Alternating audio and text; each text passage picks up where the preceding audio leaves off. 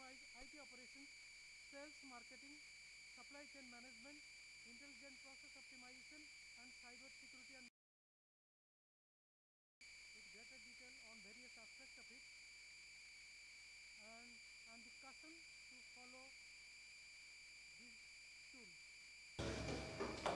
Everybody says that AI may replace the human power, the labor, but he is the best man to say. So the GIAN scheme is launched in 2015, and already we have conducted around 20 courses, and around 5 courses already we have conducted last 1 month, and there are around 7 courses still to be conducted within March. I wish all the best for the course. Thank you very much.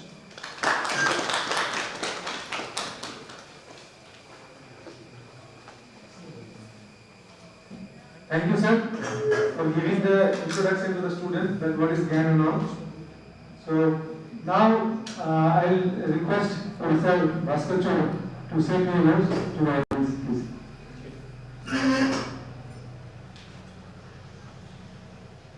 Professor Sahu, Professor Mukherjee, and dear students. Professor Sahu said something very interesting, that artificial intelligence may replace human beings. Now, many years ago, when I started working on neural networks, the hardware implementation, I used to say that I'm working on artificial intelligence because I don't have my own intelligence in my head. So I was looking for my own intelligence.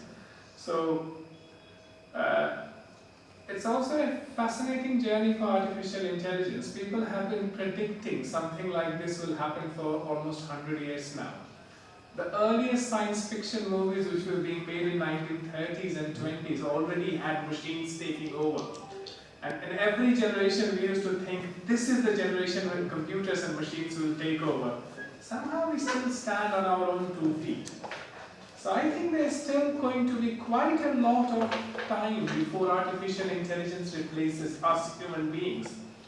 However, what will happen is that we, the computer and electronics engineers, will replace everyone else.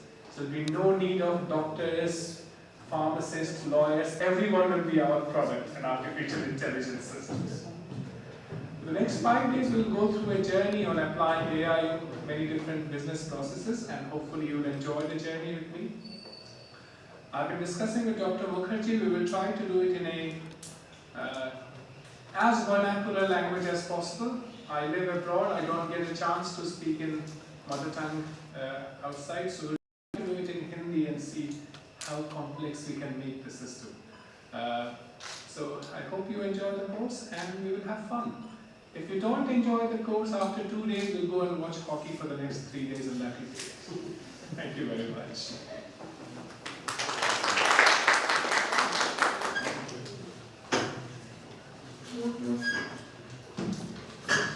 Thank you, sir. So now actually we have come to the vote of thanks. Since it's not formal, but still I extend my heartfelt thanks to our foreign expert Professor Bhaskar Chobe for gracing this event with his inspiring presence and nice introduction. So a special thanks to HOD Professor Vibhu Datta Sahu and Professor Sisir Kumar Sahu, our GIAN local coordinator, for their valuable support in making this course possible. Thank you all participants for joining us today. I think after this we will start our session, and then in between after 1 hour we can have a tea break. But now I think we can start the first session. Okay? So thank you. So enjoy the course.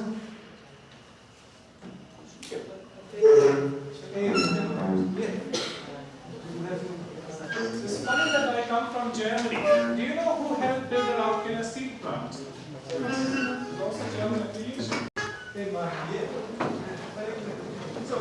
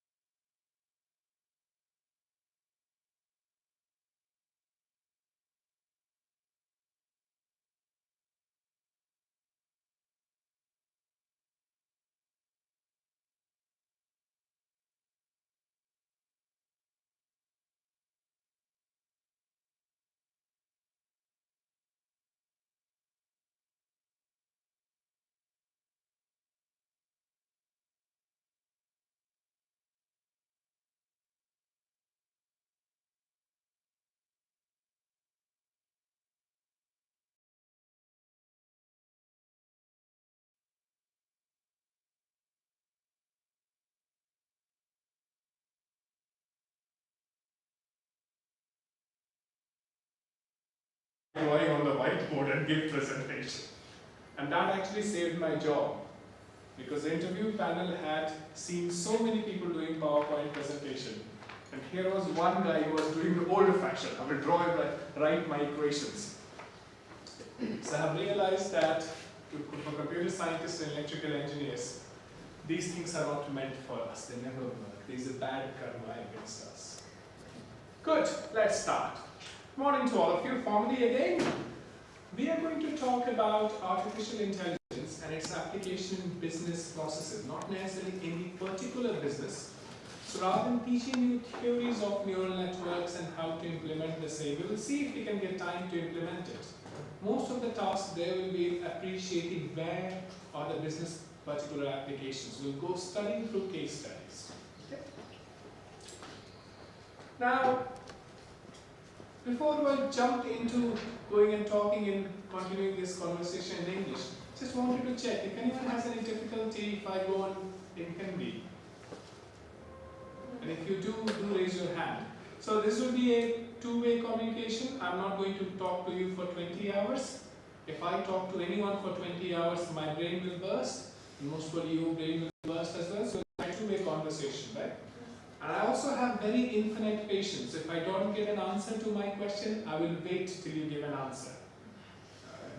Even if eternity comes to it.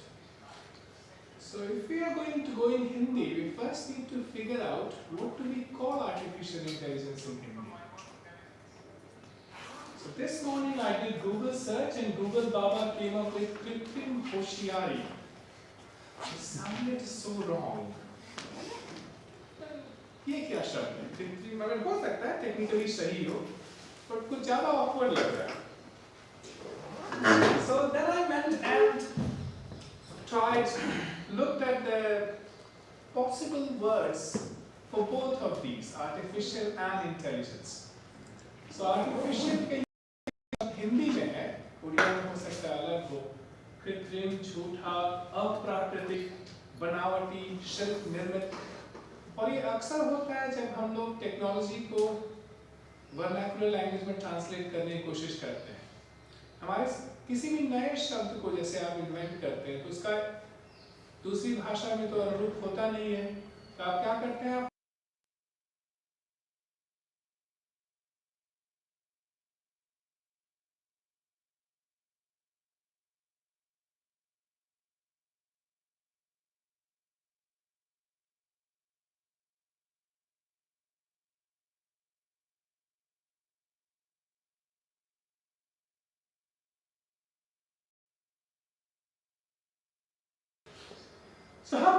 so basically ये translation ही अप्राकृतिक लग रहा है, right? If you can understand what it means. The other side is intelligence.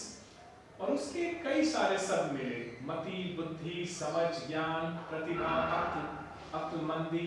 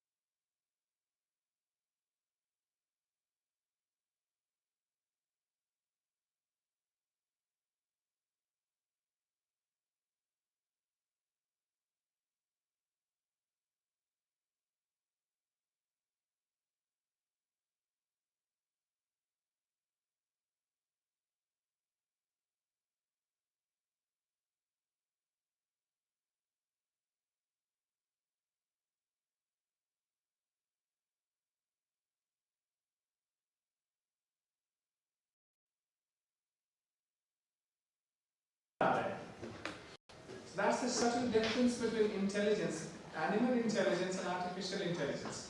We are not creating intelligence. Because then the next question you have to ask is intelligence होती क्या है? हमारे यहाँ तो फिर IIT, NIT या फिर कोई एंट्रेंस एग्जाम निकालना इंटेलिजेंस मानते हैं, राइट? बचपन से एग्जाम दिखवाना शुरू कर देते हैं अपने बच्चों से। हमको लगता है पैदा होने से पहले ही हमारे बच्चे आजकल एंट्रेंस एग्जाम की प्रिपरेशन करना शुरू कर देते हैं। That's not intelligence. So what do we call? What do we mean जब हम कहते हैं कि we are an intelligent species?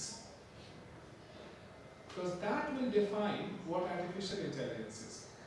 और इसीलिए आप लोग मेरे से एग्री कीजिए कि artificial intelligence का सही translation has to be बनावटी बुद्धि. It's not बुद्धि बनाई हुई, but बुद्धि which has been gained from whatever we have learned. So I still haven't got the answer to this question. What is intelligence according to you?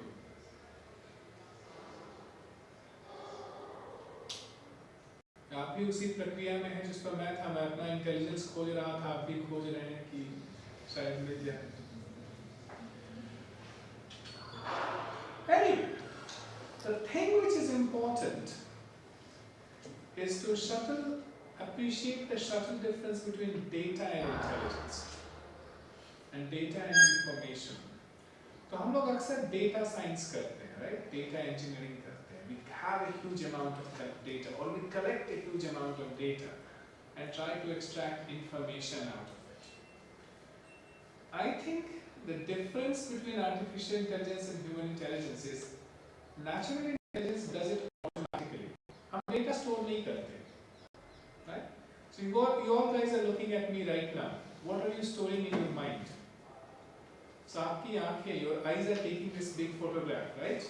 Of this, my jacket, my air, शायद पीछे भी कुछ लिखा हो, and आपकी आँखें immediately ignore कर देती हैं सब कुछ जो background में। जब मैंने कहा पीछे कुछ लिखा हो, तब आप देखना शुरू किए कि पीछे क्या लिखा हुआ है, right? Till that time आप लोग ignore कर रहे थे। ऐसा नहीं है कि आपकी आँखें वो फोटो ले नहीं रही थी, right? But आप ignore कर रहे थे उस चीजों को। I ignore faces. मुझे मेरी facial memory बिल्कुल कमजोर है, मैं चेहरे नहीं याद कर सकता। So the natural intelligence is something which immediately knows how to extract information. Information content कहाँ है?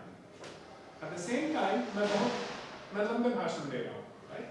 20 घंटे का मैं आपको भाषण दूंगा, उसमें information content 20 hours का most probably नहीं होगा। अगर होगा भी तो आपका brain ignore करेगा। It's not going to store all this information. The whole idea of any intelligence is to figure out information out of data, right? And इस मामले में हिंदी का translation अच्छा काम करता है.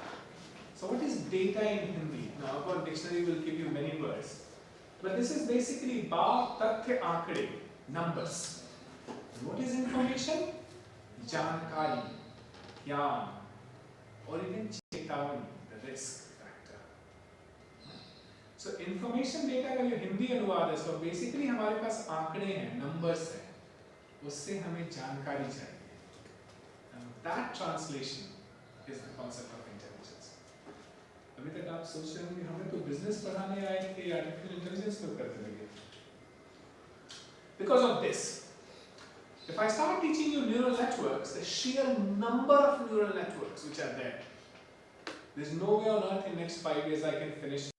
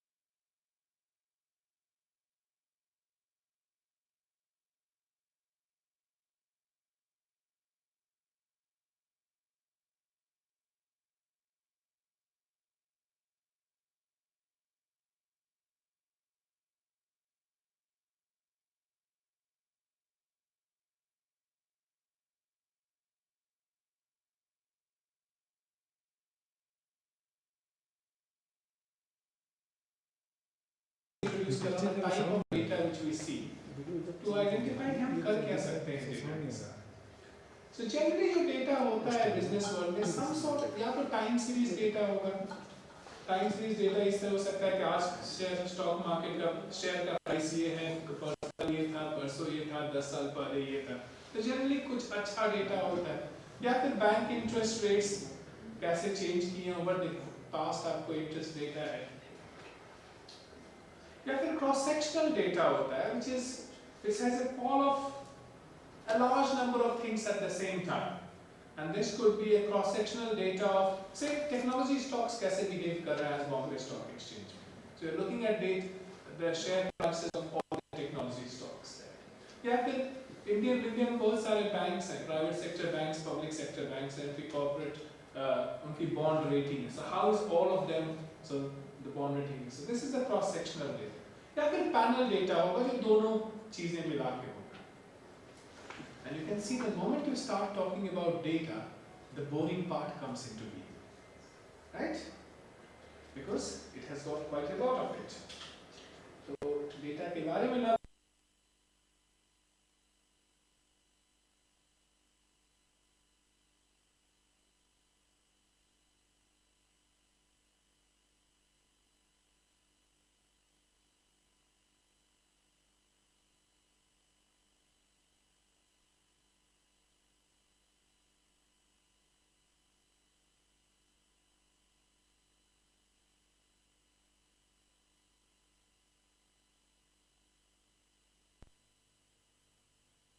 see my colleagues with phones. Should I stop, Dr. Mukherjee?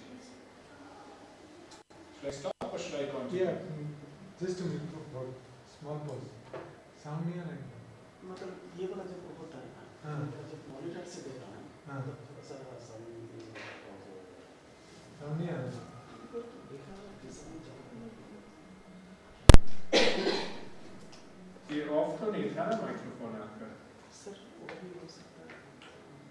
Microphone कहाँ पे होता है? मैं तो ऑडियो वहाँ से ऑन बटन है नहीं. सर से ऑडियो बता रहा है. ऑडियो वाला देखिए आप नहीं तो प्रॉब्लम हो जाएगा. अच्छा होगा अभी हो गया सर. हो गया?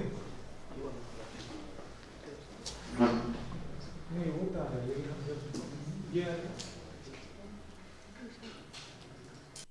So one of the beauties of being a professor कि पूरी history में professors have got away with speaking their mind, right? And one of the drawbacks of being that कि कुछ ज़्यादा अपना mind बोल दो तो लोगों को दुख लग जाता है.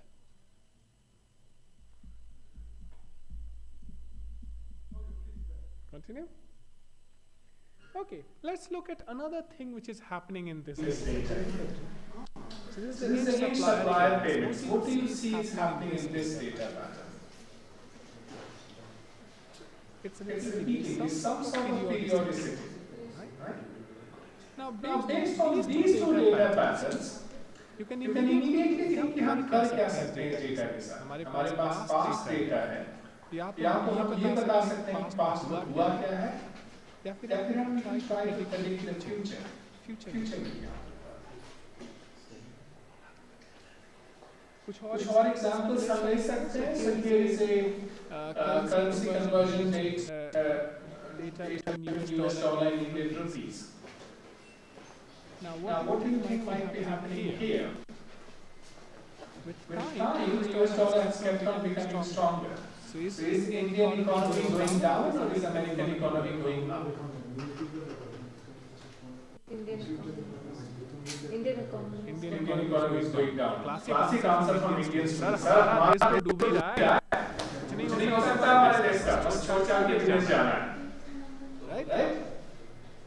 Now, don't get me wrong. So if I pull leg of anyone, don't be offended, right? Because this is British pound versus Indian rupee. At the same time scales are solved. अब आप क्या करोगे? At some point, the Indian rupee value is Or is the British economy going down at the same time compared to the American economy? But then the question is, does currency value reflect the strength of economy? And there lies the problem when data scientists look at data without understanding where the data comes from. And this is a problem which we always have. Most of the times जब हमको data पर काम करने को कहा जाता है, हम समझ ही नहीं सकते डेटा आ रहा है, कैसे आ रहा है, क्यों आ रहा है. There's no way on earth we can be expert on everything, right? This is euro versus Indian rupees. Now, if you were a canny investor, you can see it. इसमें तो कुछ cyclic patterns दिख रहे हैं, right? तो जनवरी में euro खरीदो और अप्रैल में यूरो बेचो, and you can make loads of money by doing this thing, hoping that this pattern continues. Can somebody close the door, please?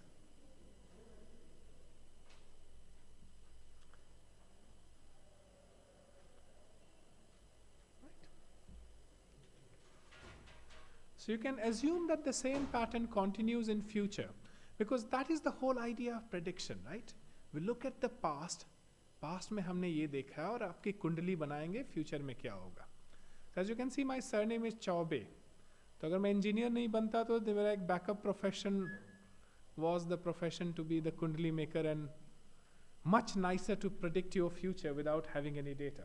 So this is the Dow Jones Industrial Average. And you can see, if I look at the data from 2017 to 2020, it has been constantly increasing. So if I predict my future to be based on this, what would I have said? Market improve कर रहा है, invest करो, market और improve करेगा.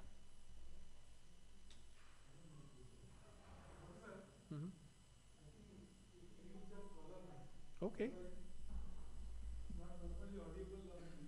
Okay, let's use the column mic then.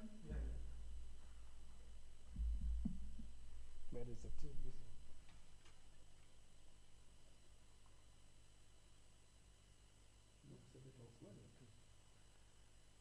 This looks like I'm a call center employee. And I can fix your computer now.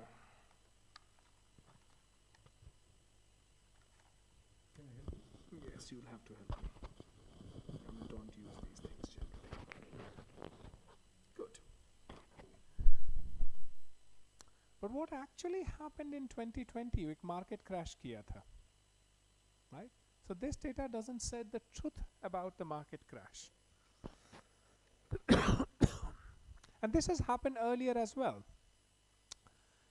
So when do you think that happened? You can see this is 07 market crashed. This is again Dow Jones Industrial Average. So you know what is Dow Jones Average? What does it measure? It looks at 30 prominent stocks in New York and looks at how they are performing. Okay? So one homework task for you would be is to go and see which companies are involved in getting the Dow Jones Industrial Average. It will also be interesting to look कि past में क्या हुआ, कौन सी company थी और कौन सी company बाद में निकाल दी गई. There used to be prominent countries जो अब नहीं है, prominent companies, not countries. So what happened in 07? The market crash किया था.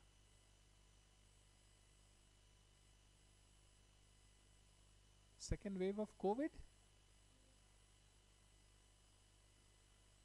ये 2007 है कि 1907 है?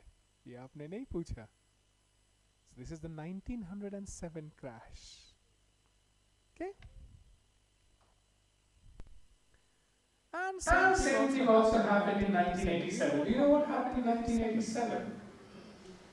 Something called Black Monday or Black Tuesday, depending on which zone you are in. So you can see that average was smoothly going up and then had a big crash all of a sudden. So purely looking in the past and hoping future will follow past is a little bit silly. अब मेरी पिटाई होने वाली है, which I am going to say purely believing in Janma Kundali is also a little bit silly. Now, this is very interesting. If you look at the long-term growth of Dow Jones Industrial Average, हम 1900 से लेके अभी तक का plot कर रहे हैं. Despite the fact there has been dips, you can see there has been collapses. It's fairly increasing. So question this then, this is कितना average ले हम लोग? If I want to predict something based on this, what data range should we take? The second question ये है इससे क्या ये सिर्फ काफी है फ्यूचर प्रेडिक्ट करने के लिए?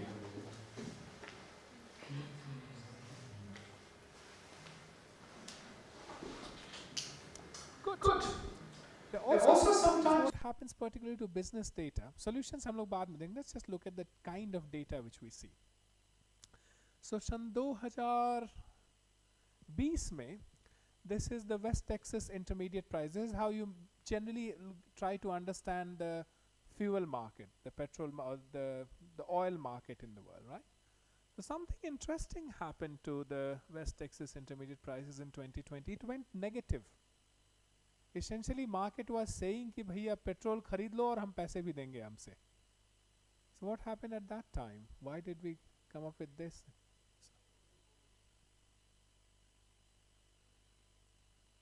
COVID ही कुछ और भी हुआ. COVID हुआ, there was certainly. So that was an external factor. That was not in control of market. And this is where, why, so सोच रहे हो कि मैं क्यों एक के बाद एक data आपको throw कर रहा हूँ. Right, let's come back to this. So business data analysis unfortunately depends on way more factors than simple data analysis which is used in all other world. Right? जब आप computer vision का algorithm देखते हैं, deep learning CNN model लगाते हैं computer vision to extract features, it's a well controlled environment. आपके पास figure है, it's not being influenced by the environment. जब आप biological data sample पर try कर रहे हैं, again that data sample is well controlled.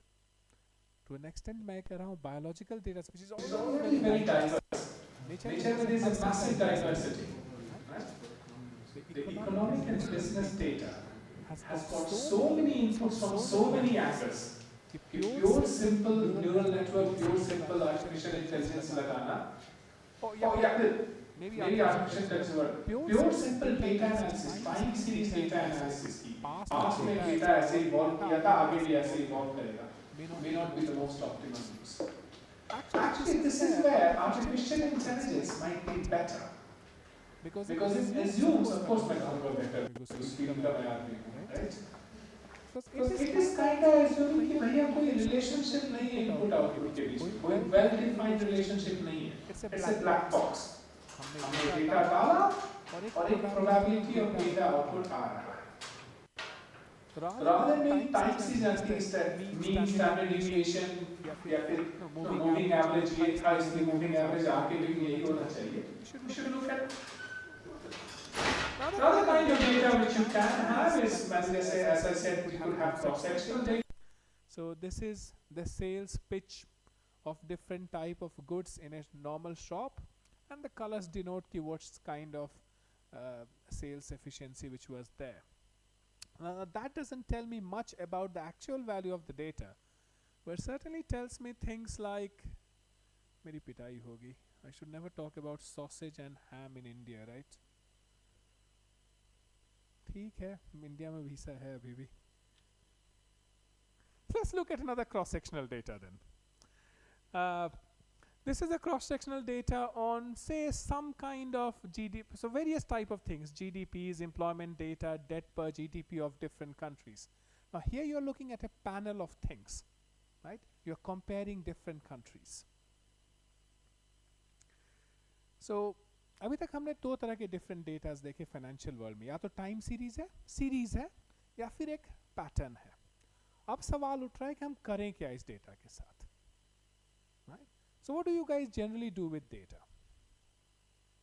आप लोग किस ईयर में हो अभी? Can you tell me? All those in first year of engineering और studies, second year, third year? So second year primarily. So by now you should know a little bit about data processing या फिर some sort of programming, right? So things which we can do with data is we can classify ये इस part का है या उस part का है, romantic movie है, action movie है, right?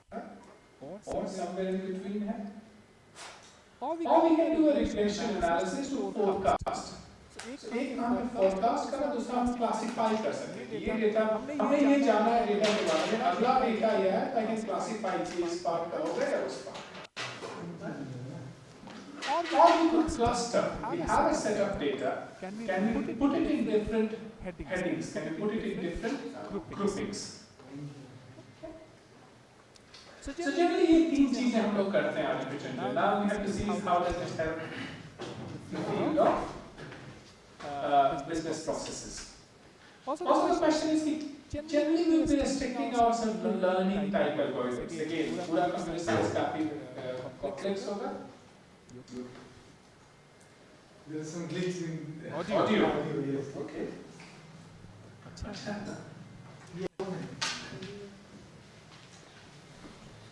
We Should we stop. stop? Yeah, Because get people. Yeah, I think that's good. Right. Yes, yes. Okay, guys. Please, yes. We can have a cup of tea before. Yes, resume the session after 5 minutes. Tower के लिए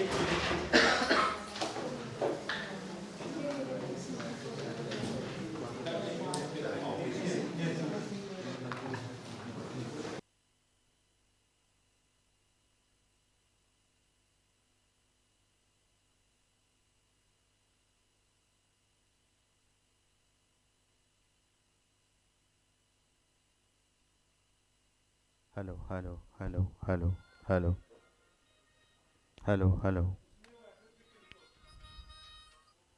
hello, hello, hello, hello, hello, hello, hello, hello, hello, hello, 1, 2, hello, hello, hello, hello, 1, 2, hello, hello, hello, hello, hello, hello, hello, hello, hello, hello, hello, hello, hello, hello, hello, hello, hello, hello. I think it is.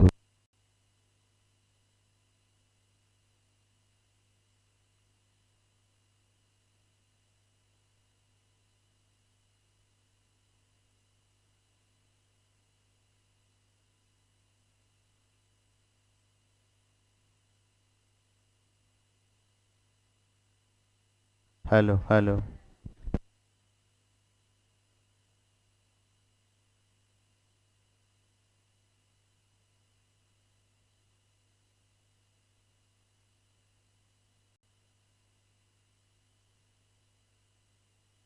କରିବ କି?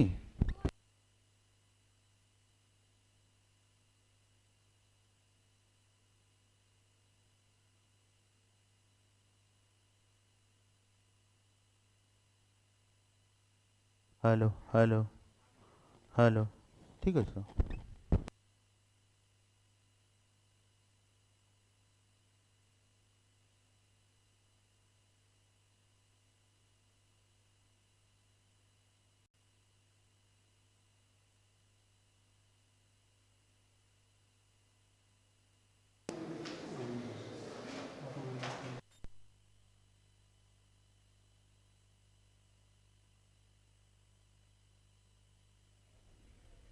Hello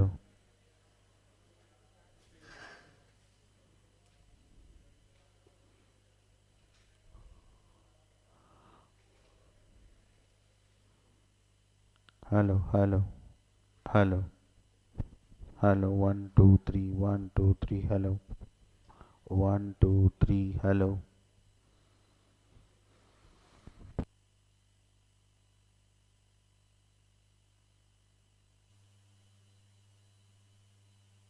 hello hello hello 1 2 3 hello hello am I audible अभी देखिए hello hello hello am I audible हो रहा है clear है hello hello hello hello hello hello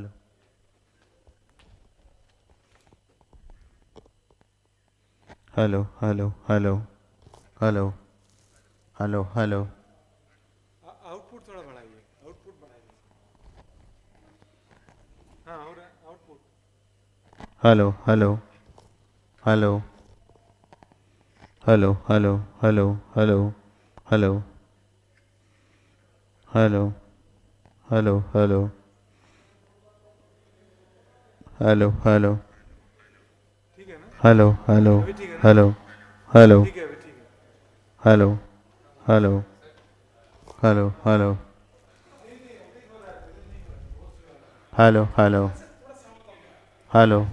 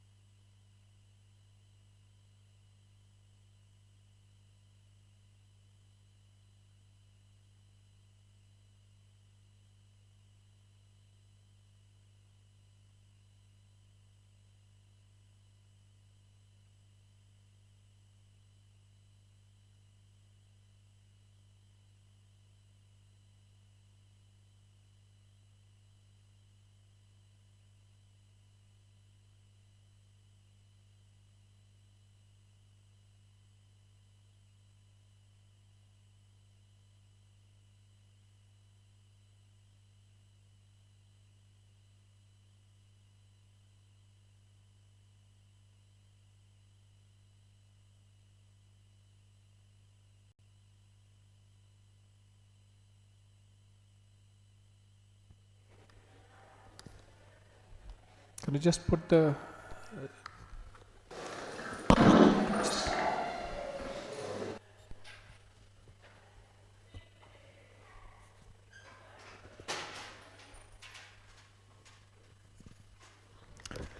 okay, so we said it's too noisy. Better. So we said in the start that we will be doing things with data, and the things which we could be doing is classification, regression, or clustering. How are we going to do the same? And this is where you get these series of algorithms which are presented, and some of you might have already heard about this. There's supervised learning, which tries to figure out the relationship between input and output. And they end up doing classification or regression, and there are a number of other algorithms like that: decision tree, random forest, support vector machines, linear regression, and so on and so forth. You could have unsupervised learning, which essentially try to find some sort of structure in the data, and this is where you have things like k-mean, clustering, and some which try to do both. K-means and neural networks. There's a reason why I'm going very fast here, because if I try to explain all of this, it's not going to be well. So we will come back to this very shortly, but for the time being, this is feedback. इसका sound कुछ ज़्यादा है क्या? ठीक है? And we also said there are large spikes of neural networks which are there, each with its own pluses and minuses. We'll come back to these in the lecture tomorrow. But the final bit is the reinforcement learning, and so that we'll be looking at three different types of learning: supervised, unsupervised, and reinforcement learning, to try to come and make some sense of business data.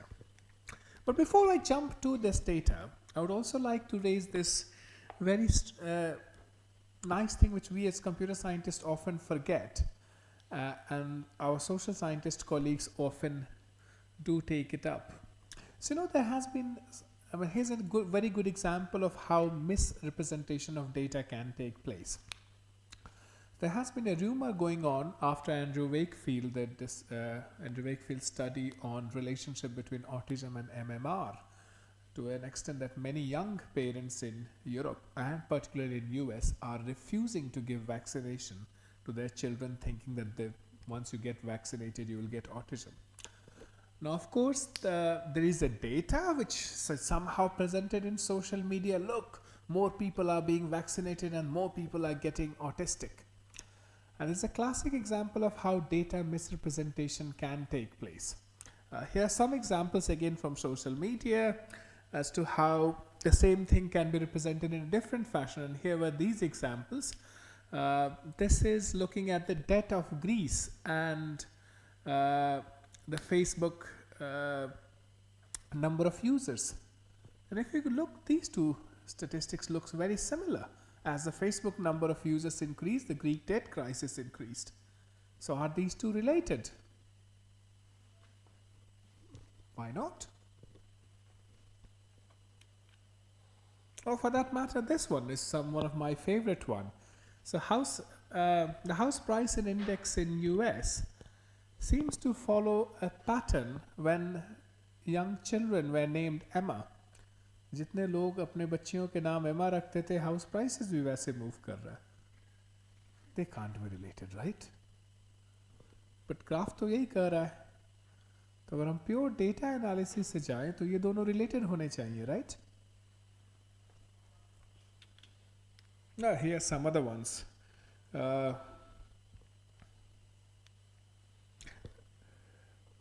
The first one plots the amount of science and funding allocated to research and development by in US to the global temperature. So ज़्यादा scientist काम कर रहे हैं, world ज़्यादा warm हो रहा है. So scientist को काम ही ना करने दो, ग्लोबल वार्मिंग नहीं होगी. Now the reason why I'm raising this, so we often look at correlation, particularly in business data, किसको करने से ये हुआ. And question this then raises is this: if A and B are happening together, doesn't mean A is causing B or B is causing A. Okay? The question which you have to ask, would A have happened if B did not take place? A हुआ फिर B भी हुआ. Would A have happened if B is not taking place, or the vice versa? So it's a very good example. I will give you. This happened this year, right? Literally last few months. So Boston University decided to cut down the number of graduate students it will admit. Right? उन्होंने कहा कि humanities में हम किसी graduate student को लेंगे ही नहीं इस साल. Okay? At the same time, कुछ लोगों ने आर्ग्यू किया कि उनके ग्रेजुएट स्टूडेंट्स 6 महीने से स्ट्राइक पर थे, and they asked for more money. Well, most people when they are on strike is asking for more money, right? So university had to agree to give them more money. Did it lead to them cutting the number of graduate students? Is it paying more money to our current students causing us recruiting less number of future students? Are these two related? So question you have to then ask is not this, that are they related or not? Is if they were not on strike and if they were not given a salary raise, would the university still cut the number of PhD students? दूसरे angle में एक और raise ये जाता है कि जब भी गवर्नमेंट मिनिमम वेज बढ़ाती है, राइट, आपका अनएम्प्लॉयमेंट बढ़ता है, बिकॉज पीपल हैव टू पे more money so they recruit less people. But is that a correlation, or people would have anyway recruited less because there is less money going around? So when we do statistics, we often do this thing. We often find some sort of joint association. We do correlation, regression, कोई ना कोई mathematical approach we try to find between different random features. So what these tell us what the world is. They don't tell us what is causing that thing to happen. Right? दुनिया ऐसी है ये बताना बड़ा आसान है, but क्यों है ये बताना मुश्किल है. And the same thing goes for statistical questions as well. So there is, in social sciences you have this counter question. What if we change the world? How will the world be? So if I change my input parameter, if I change A, would B happen? And this is the mainstay of the social science thought process. And the way we need to appreciate social science thought process is business studies is very much a social science backed approach, right? We do not have all the data. We do not have all the understanding. Okay? And this leads us to the missing data problem. Assume that all those who watched yoga lessons on TV in the morning also watched क्योंकि सास भी कभी बहू थी. क्या वो लोग फिर भी क्योंकि सास भी कभी बहू थी देखेंगे अगर सवेरे योगा ना दिखाया जाए? And that's the right question to ask, not the other way around question. Okay, good. So what we are going to do for the next few days, we are going to do some theory, some coding. अगर हो सका तो, नहीं हो सका तो theory करेंगे. It will be good if you guys can install any, whichever is your favorite language. Have you been taught any particular language till now? Python, C++, Basic, Fortran. Pick any one. Download a decent interface. I mean, I would recommend Anaconda, which is a decent enough interface for Python. It has everything inbuilt. NumPy, SciPy, सब कुछ आ जाता है. The first task will be, by the end of today, we will learn how a perceptron behaves. And the first task will be if you can code a perceptron. Okay, so if you can code it tonight, fine, or else we will see it tomorrow morning. And pick whichever programming language we want to do. If you want to do MATLAB, that's perfectly fine for me. Okay. Right. 5 days won't be enough to appreciate this subject, so some of you would like to pick it up much later. हमारे artificial intelligence में मोटी किताबों की कोई कमी नहीं है. अगर आप लोग अभी भी किताबें पढ़ते हैं, द थिंग्स जिनमें पन्ने पलटे जाते थे, and there are loads of web resources online जो हर नया वेब पेज आपको न्यूरल नेटवर्क समझाने की कोशिश करता है. The thing which I will be advise you is beware of this thing. Most of these are for computer scientists. Now there's a subtle difference. These are the people who are trying to appreciate how an algorithm works, not to implement the algorithm. And if you want to understand the theory behind it or work on the theory, that's perfectly fine. If you just want to implement the damn thing, they're not the nicest resources there, right? I use Simon Haken's book on teaching neural networks and learning design, and I find that to be a fairly good descriptor. I also use Hagan's book, which should be sufficient for whatever we will do today, and it's freely available for you to use, download online. Freely, legally available being the right word. There are also decent books by Bengio and Goodfellow, the last one, which is a fairly good book, and there are tons other on deep learning or neural networks, so you can access them anyway. For the financial AI, I'll be using O'Reilly's help sheet. This is AI in finance. Again, this is more because it's a bit more coding related, so you can learn how to do coding, but there are other books like Edward Zhang's AI for Finance or Kramer's Machine Learning and AI for Finance textbook as well. Remember one thing, this field is evolving as we talk. So there is no set standard as yet. There are things जो आपकी मदद कर पाएंगे, but it's not yet ready there yet. तो हम लोग primarily सीखेंगे from research papers. We'll be discussing 3 research papers as case studies. And now आप second year में हो, right? So reading research papers would be pain. And even it's a pain for professors as well. क्योंकि हम लोग research paper एक particular style में लिखते हैं. The style ensures कि हमें छोड़ के और किसी को ये समझ में ना आए, और समझ में भी आए तो कम से कम 2-3 साल जरूर लगे. So before I ask you to go and read research papers, I will give you a brief couple of slides on how to read a research paper. मैं कैसे पढ़ता हूँ. So I read the introduction and see कि does it make sense? कुछ समझ में आया? अगर कुछ समझ में आया तो I straight go to conclusion. I don't read the fact in between.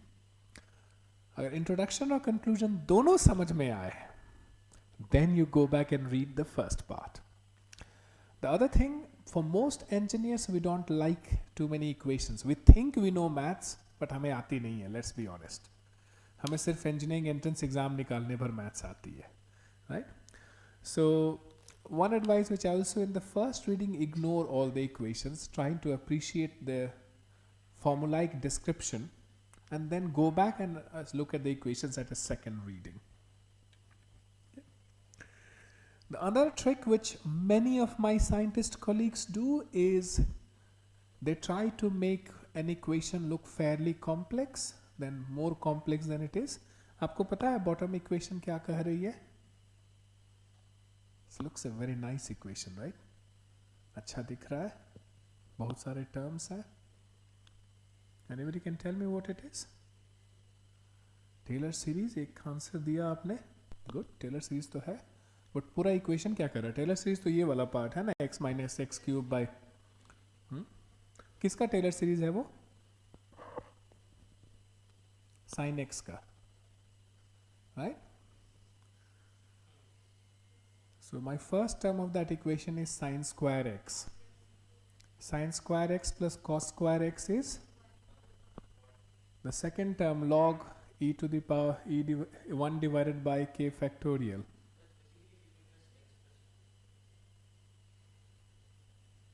No, this equation is 1 plus 1 is equal to 2. There's a very nice article online on how you can come up with this equation. I will leave you to figure it out.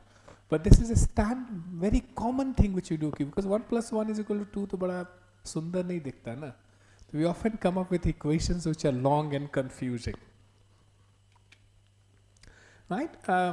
Try to read full publications of either published by societies, IEEE or ACM.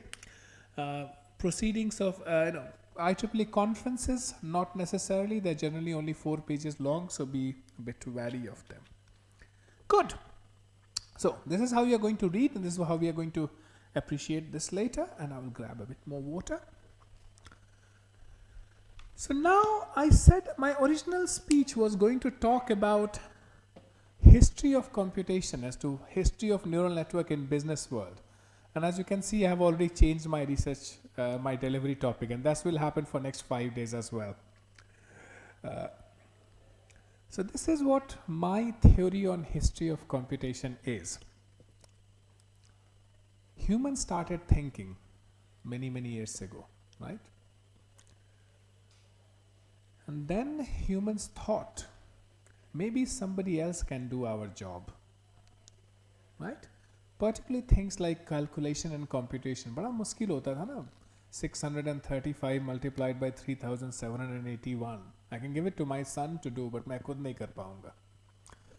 So then we thought, why don't we make a machine which can do the calculation for us? And in the days of artificial intelligence, we are doing that thinking. अब हम लोग ये सोच रहे हैं, can somebody else do the thinking for us? Right? So, why was computation started? Why did we start making computers? I'm sure आप लोग अपने first year lecture में history of computer जरूर पढ़े होंगे. Right? क्यों कंप्यूटर इन्वेंट हुआ था? क्यों लोगों को कंप्यूटेशन करने की जरूरत थी? सो स्टैंडर्ड हिस्ट्री लिखी जाती है कि साइंटिफिक कंप्यूटेशन करना था, कॉम्प्लेक्स क्वेश्चंस थे जो सॉल्व करने थे, right? So ENIAC, ADAC, they were all EDSAC, they were all being used to solve complex scientific questions. Or they helped us in communication. So we have phones, we have internet and all those.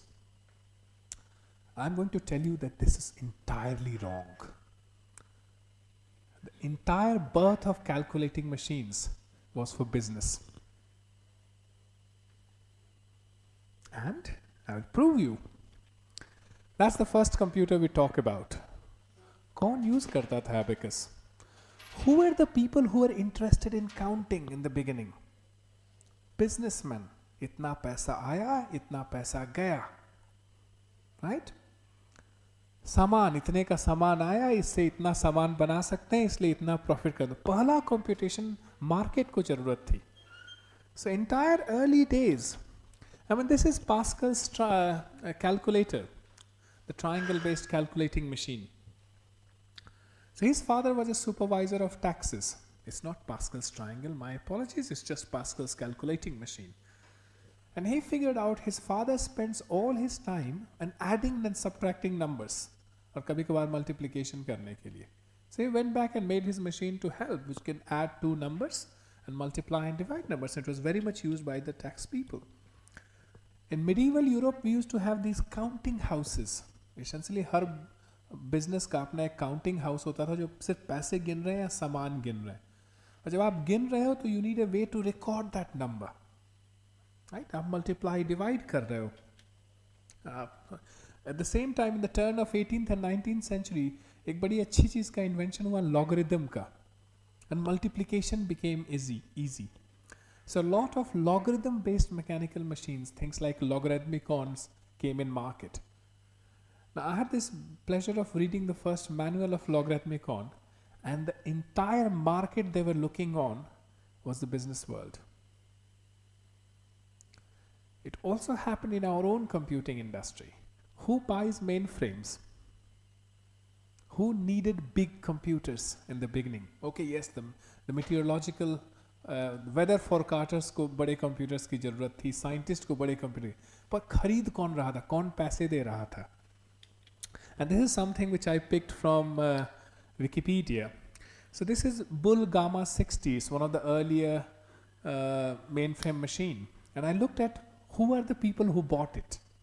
20 लोग खरीदे थे इसको.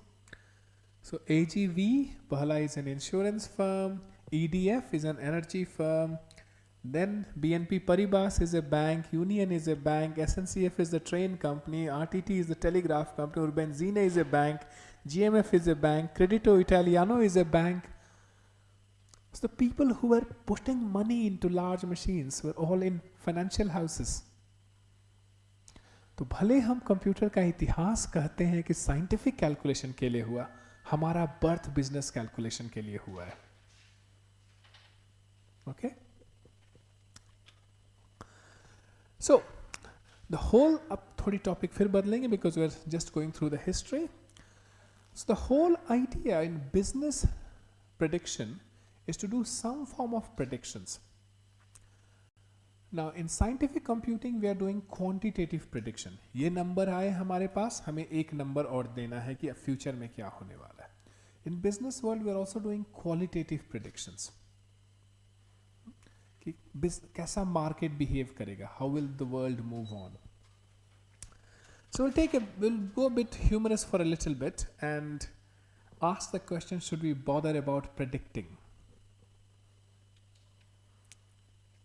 So I said we'll be doing two types of predictions, quantitative predictions as well as qualitative predictions. And the quantitative prediction could be things like कितने AI engineers चाहिए India को. The qualitative prediction of course is AI आ जाएगा तो हम सबकी नौकरी चली जाएगी क्या? Surprisingly in my social media group of my batchmate ये सवाल अक्सर पूछा जा रहा है, अपने बच्चों को क्या पढ़ाएं? हम लोग तो इंजीनियरिंग पढ़ लिए, आज से 20 साल बाद क्या भी इंजीनियरिंग की नौकरी रहेगी? And the question which I asked my student कि हम लोग अपने माँ बाप के प्रेशर पर इंजीनियरिंग पढ़े, तुम लोग भी वही काम क्यों कर रहे हो अपने बच्चों के साथ? Let them read whatever they want. So question is this: is AI going to kill all our jobs? What do you guys think? नहीं, किल करे तो अच्छी है ना, हम लोग तो AI बना ही रहे हैं ना, हमारी नौकरी रहेगी, बाकी सबकी चली जाएगी. Which is not a worst thing in the world, right? So it's best not to predict. कुछ भी predict करना बुरा होता है. तो हम लोग अगला 15 मिनट लिखेंगे why prediction should not be done before we come to doing some predictions. I hear echo on my own sound. So Albert Einstein did this famous prediction in 1932. There is not the slightest indication that nuclear energy will ever be obtainable. Right? So Einstein Sahab was against Lord Kelvin, you know, the Kelvin temperature scale person. He didn't believe flying heavier than air flying machine will ever be possible. This is one of my favorite. This is when trains were introduced to Germany. The Prussian king said, why will somebody take a train and pay money when you can have a horse and go for free? क्यों दोगे भाई train में जाने का पैसा? Oh, this is another good one. Ken Olsen, DEC, one of the larger digital machine, he raised this prediction.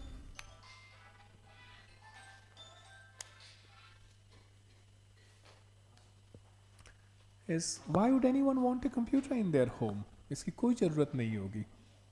And same Thomas Watson, chairman of IBM, predicted that there will be a world market for 5 computers. Remember, एक ज़माने में हम computers as big as this एक apartment building बनाते थे. And of course, Bill Gates' famous prediction: 2 years from now, Microsoft will solve spam messages. आप लोग कभी भी spam messages आते हो नाइजीरिया वाले कि हमें इतने पैसे मिले हैं, हम आपको देने को तैयार हैं? नहीं आते आप लोग को? आते हैं. Now these were the fun ones. But even from technological prediction, we predicted many things.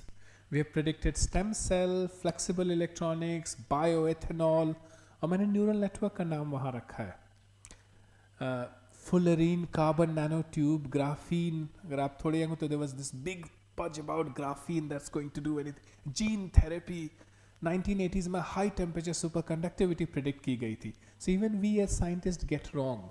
The reason why I have put neural networks is there has been 3 times when we have had AI summer, when people thought AI is now the solution to everything. So neural networks are mature enough to solve every problem in the world. And then after a few years we realized, oh, they are not. So artificial neural networks can solve a large number of problems, but the resources they need would be very big. Same with our current variety of neural networks. We can put a GPU cluster to train quite a large number of problems. We can have a huge amount of data. But do we have that much electricity in the world? अगर सारे problem हम लोग neural network से solve कर लेंगे तो उतनी energy कहाँ से लाएंगे? And some more which people. So every year the IEEE, my professional society, we come up with technical predictions ki what are the technology which are going to change the world, and things which I kid you not, you may not be able to read it from there, so I'll read it from my machine. In the 1982 edition, the prediction was to have intelligent CRT terminals. Remember what CRT is? Cathode ray tubes. So they thought the cathode ray tube, the big screens, will become intelligent.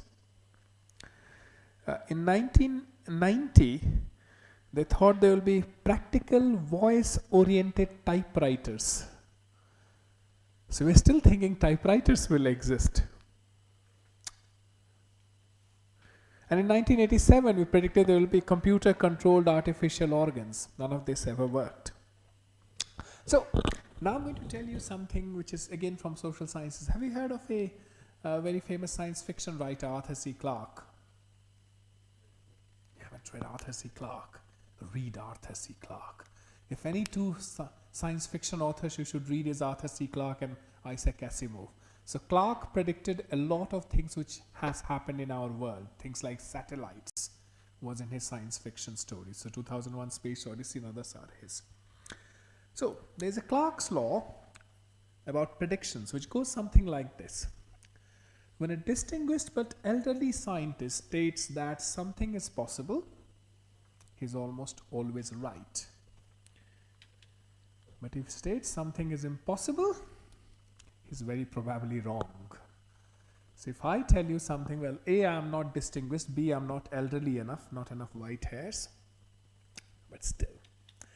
Then there is a second law, and as all second laws goes, even Clarke's second law is problematic, right?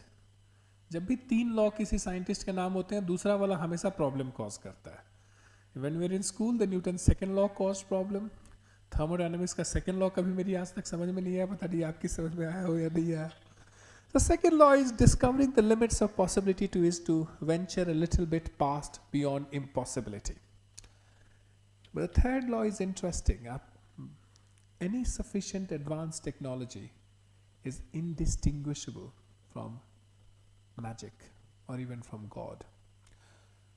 So if you take a mobile phone of our generation और 2000 साल पहले या 200 साल पहले आप किसी को दिखाते कि हम बस फ़ोन से बात कर रहे हैं कि 5000 किलोमीटर दूर, तो यही नहीं कहते कि जादू है.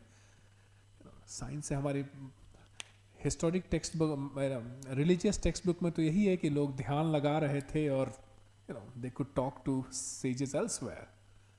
ये कौन पता था कि एयरटेल पर थे या BSNL पर थे, या फिर ध्यान लगाने के बाद भी हेलो हेलो कर रहे थे, नेटवर्क नहीं मिल रहा है. You never know. Oh, this is nothing. In 1951, we all thought that helicopters will be there for everyone. Well, cars हो गए थे सबके पास. It only took cars about roughly 100 years. I mean, 1880s, 1890s में cars बनने अच्छे से हुए. And by 50, 60 years सबके पास cars थे US में. तो next stage would have been everyone having a helicopter in their house. Oh, this is interesting. So this is, we often get it wrong even otherwise. Do you know what is being advertised in that product? No, it's not the car. The company is Goodyear. What do Goodyear make? Tires. Good. So they actually came up with a tire where you can change the color. Right? And the idea was, depending upon the dress you are wearing, you can change the color of your tire, like you change the shoes. Very good technology, never pick the market. So even if we predict something, the market may not like it. And of course, the prediction about us living on Moon and Mars has come every 10 years, and we never live on Moon and Mars. This was a prediction in 1963 as to how a tomorrow's man would look like. We will have gadgets all around us, and we are not too far from there. Anyway, sometimes things which we have been working for too early becomes market maturity out of no reason. So I will read you an article and I will ask you a question to guess which year is this from. Okay? So you reach over to your dashboard and push the button marked electronic drive. Selecting your lane, you settle back to enjoy the ride as your car adjusts itself to the prescribed speed. You may prefer to read or carry on conversation with your passenger, or even catch up on your office work, it makes no difference to the next several hundred miles as far as driving is concerned. Of course, it's talking about self-driven cars. This was a news item that a self-driven car had just been shown in October the 10th on a 400-foot strip. Which year do you think it comes from? 1990? One number? Any other number? Sir हम तो 1990 के बाद पैदा हुए, उसके पहले जो हुआ हो क्या फर्क पड़ता है? When do you think we were experimenting with electric self-driven cars? You guys have no idea. I need at least 2 other numbers before I will proceed. So 1990 is wrong. Go backwards. 70s and 60s. Now guess the year. That's the car. 57. So we had the technology then. We haven't changed much.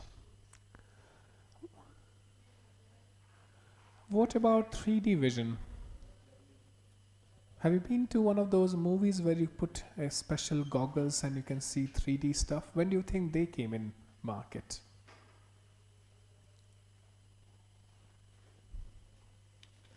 The guy who holds the patent is Hugo Gansbach.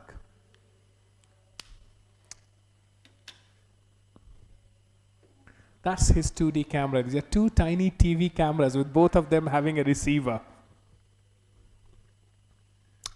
So sometimes things which look new are not necessarily new, and the same goes for neural networks. The kind of models which we are working on hasn't changed dramatically in last 30 odd years. Okay? So predictions are difficult, more so with technology, but we love doing so because that allows us to live in a fictitious world. It generally translates our current understanding of science and technology, whatever we currently understand, and we create a hype for the future. Particularly for computer scientists, hypes have been good because it gives us more jobs. The problem is after a few years when the hype goes down, we also have lots of redundancies in the market. Okay.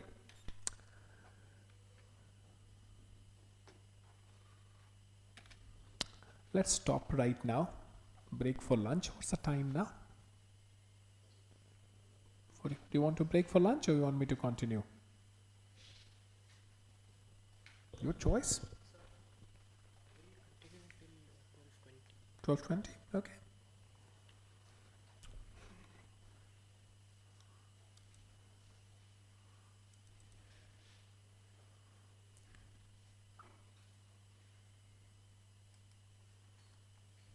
So we prevented here that predictions are difficult, particularly when it comes to the social side of predictions. Do you want me to stand at one place? एक जगह खड़ा होना है क्या भैया? ठीक है? Good.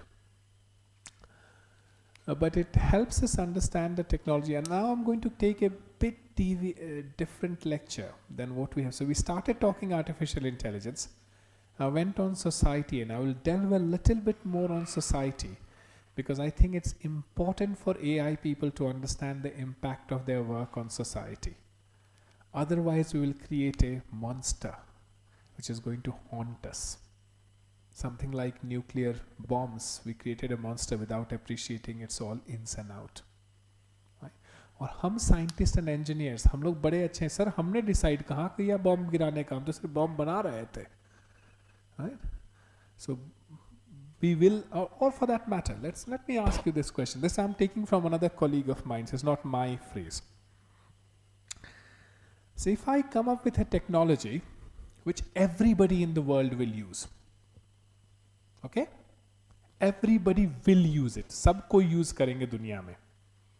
सिर्फ एक छोटा problem होगा. ये हर साल 50,000 लोगों को मार देगी. It will kill 50,000 people every year. Will you bring this product to market? कोई नहीं यार, सब लोग use करेंगे. Every 6 billion human beings, every human being will use it. Anybody interested in bringing it to market? कोई नहीं. Now I'll give an example. There's a product which exists in the market which does that. No, not everyone smokes. At least मैंने smoking शुरू नहीं की कभी. Vehicles, automobiles. Everyone in the world uses it. 50,000 people die every year, road accident or poisoning, and maybe more. So, it's worth looking at our history, at a history of engineering. So, for the next hour, we will look at the next 20 minutes. We will look at, then we come back, and then we will start on neural networks.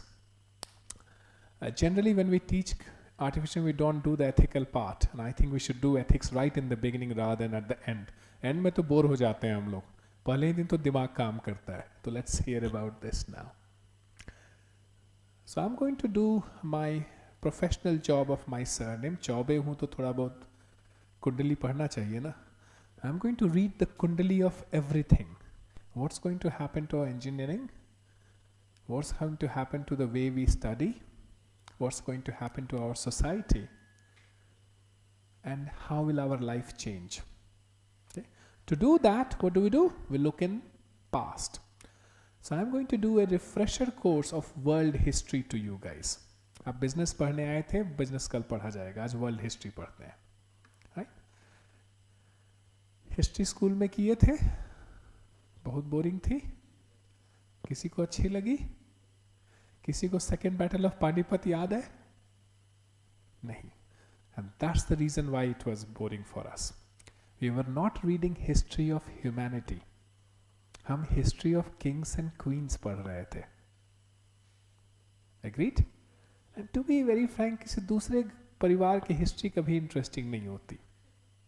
So let's go through history of humanity. And I'm going to put an argument to you that history of humanity is best expressed as history of engineering. हमने जो भी किया है आज तक is history of engineering. और मैं बड़ा pure word use कर रहा हूँ. I'm not saying history of science. I'm saying history of engineering. Of course, engineer हूँ तो अपनी बात तो कहूँगा ही ना. We are the best, right? And I'm married to a medical doctor, so of course I have to be the best.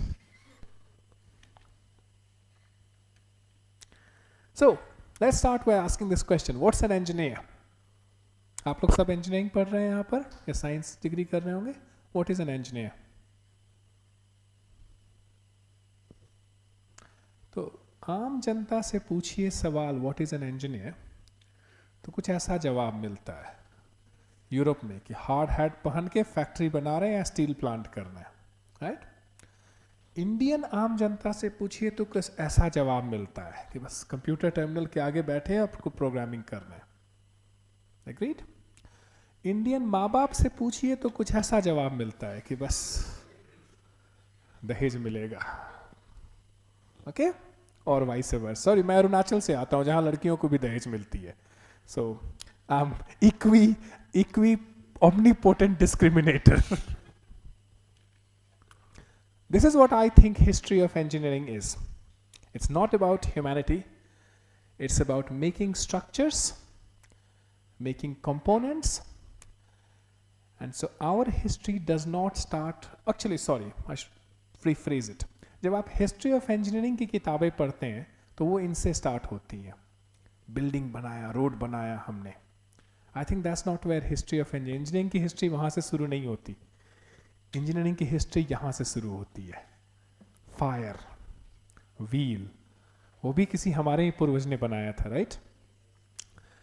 तो अब हम सोसाइटी को इंजीनियरिंग की हिस्ट्री के अनुसार से देखेंगे और 20 मिनट में पूरी वर्ल्ड हिस्ट्री खत्म कर दूंगा. चिंता मत कीजिए, कोई वॉर नहीं होने वाला हमारे यहाँ. वॉर हमारे कारण से होता है, हम नहीं कॉज करते, right? So, the word engineer comes from a Latin word ingenium, okay, which originally comes from a person who operates an engine. Right? Now, word ingenium बड़ा interesting शब्द है. इसका original meaning है innate talent या फिर natural capacity. There's another word of English language which comes from ingenium, genius. So the word engineer and genius have got common origin. So again, good points अगर आपकी कभी भी शादी किसी दूसरे प्रोफेशन से हो तो to win a small battle. Originally we were all military engineers, and that's why you see this classification called civil engineering in universities, right? आप समझते हो कि ये कौन सा इंजीनियरिंग है जो कोई और फील्ड नहीं करता, वो हम लोग सिविल इंजीनियर्स पर डंप कर देते हैं. So let me make this thing clear for you. We are all civil engineers. Okay? Originally there was military engineers जिसका काम था चीज़ों को उड़ाना. You know, जो catapults बेचते थे या फिर defensive rams करते थे या right? In modern day world, the military engineers still exist. They still blow things up. The civil engineers, I mean, so this is one of our forefathers. This is Bishop Gundolf of Rochester, who made the White Tower of London, and we think him as the first king's engineer, the first person from whom engineering starts. So whatever were people who were not doing military engineering, जो army के साथ लड़ने नहीं जा रहे थे, they all are civil engineers. That's where our origin comes from.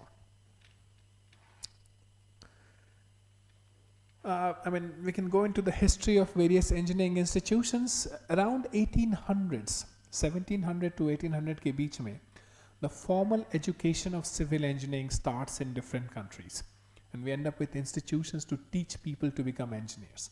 Because उसके पहले हम लोग कैसे सीखते थे engineering? हमारे नेचुरल फोरफादर्स क्या हैं? Blacksmith, carpenters, right? आप किसी के साथ लग जाते हो, आप छोटू रहते हो, पहले छोटू ये कर दो, छोटू वो कर दो, and with time you become mechanic, right? So that's was how engineers learned as well, through apprenticeship. So engineering history is never about person. So world history is all about kings, queens, inventors. Science ki history is about Newton, Einstein and all others. So I've given you three names here: Frank Whittle, Jack Kilby and Karl Heinz Brandenburg. Do you know who these people are?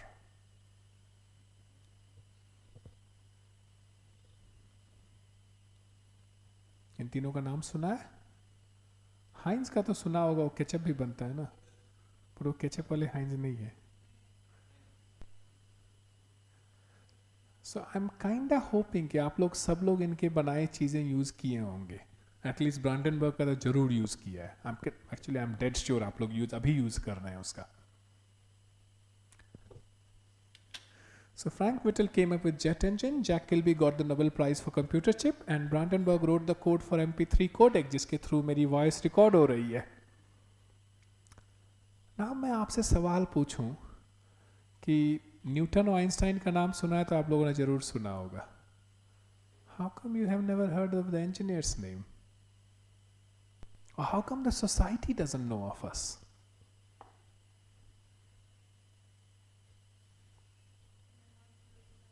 Why?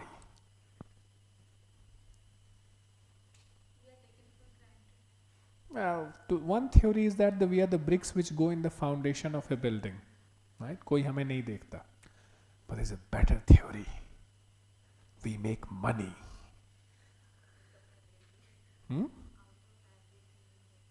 Precisely. तो हम जीते जी पैसे कमा लेते हैं, नाम मिले चाहे ना मिले. So, let's do the history of world. That's industry 0.0. That's when we started. It's as old as human beings themselves. Right? हम क्या बना रहे थे? Hunting and farming tools. और सभी कोई engineer थे. Everybody was an engineer.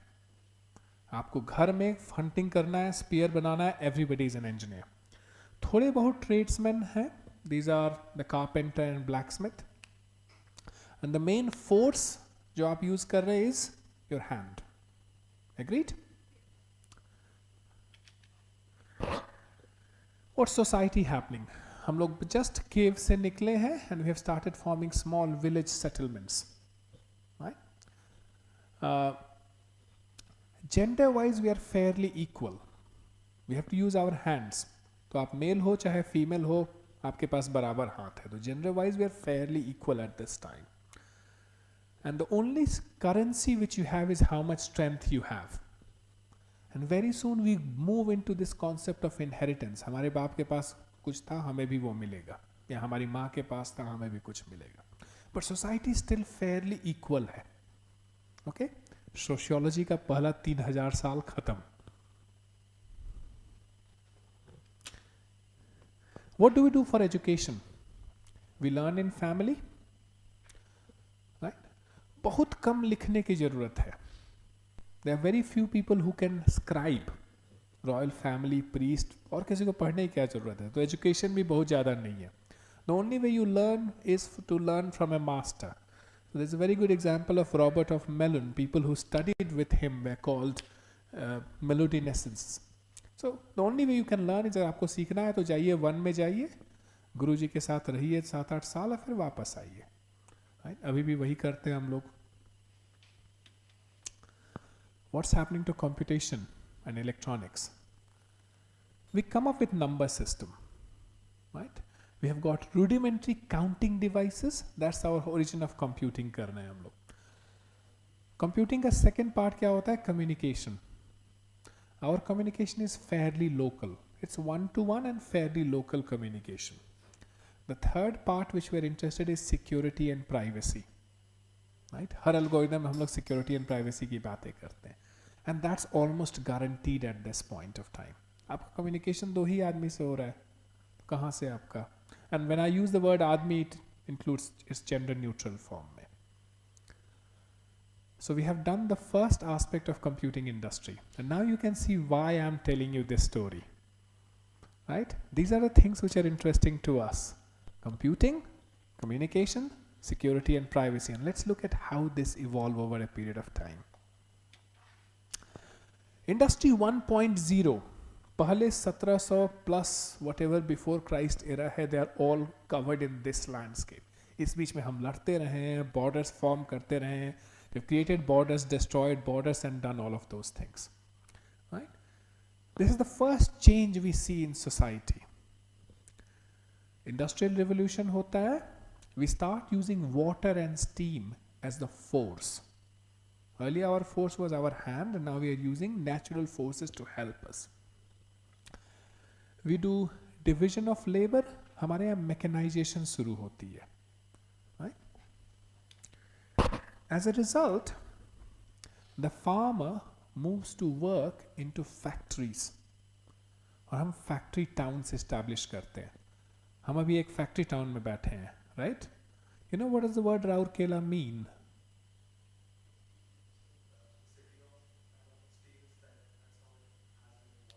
But the word Raurkela का मतलब क्या होता है?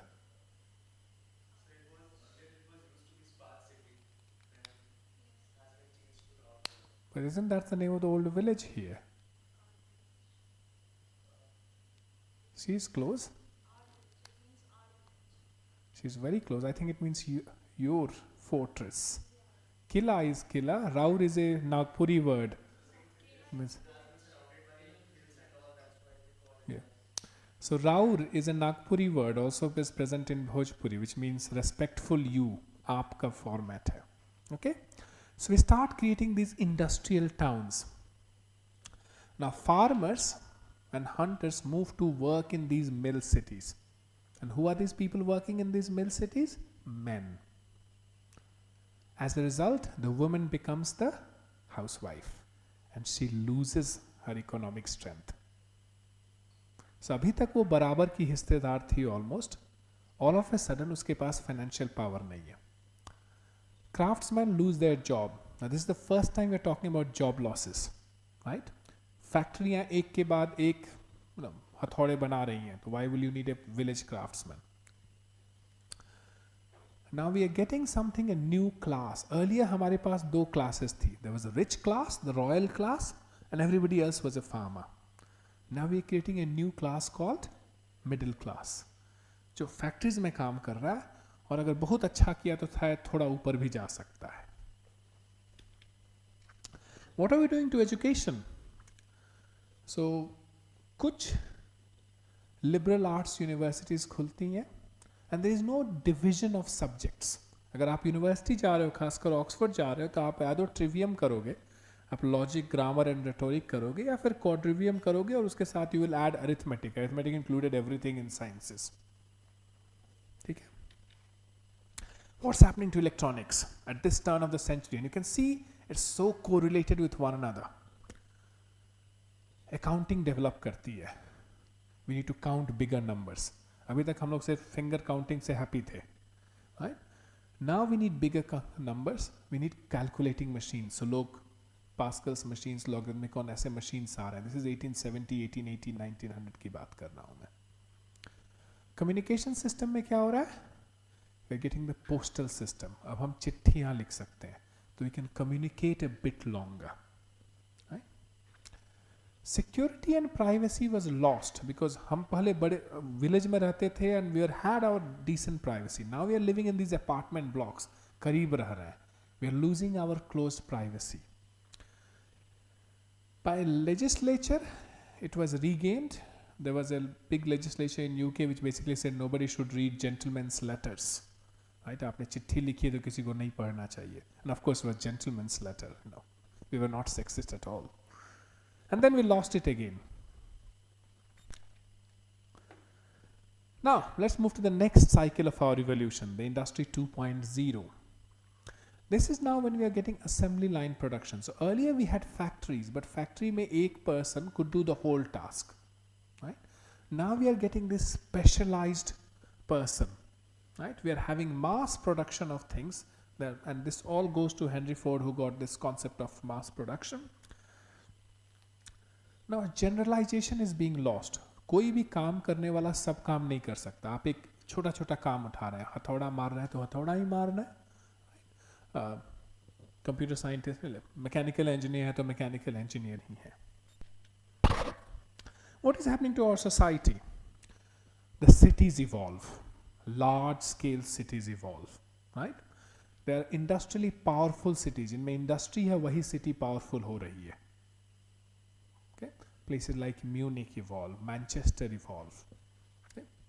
We get better transport, railways and steam engine comes in picture. People can start moving and we start having a connected society. Okay? I can't say much about privacy and security at this time because इस page में 2 world wars भी हुए थे. तो world wars में ये दोनों का in the layman word बाजा बज गया था. Right? Security and privacy was gone. Now we do something really interesting for education at this time. हमने education mandatory कर दी सबके लिए. अब सभी लोग पढ़ने जा रहे हैं. School establish हो रहे हैं. कुछ नहीं, अगर आप higher level ना पढ़ें, school में सभी जा रहे हैं. उसके पहले school कम लोग जाते थे. Right? And we come up with this concept of Humboldtian University, which start undertaking research.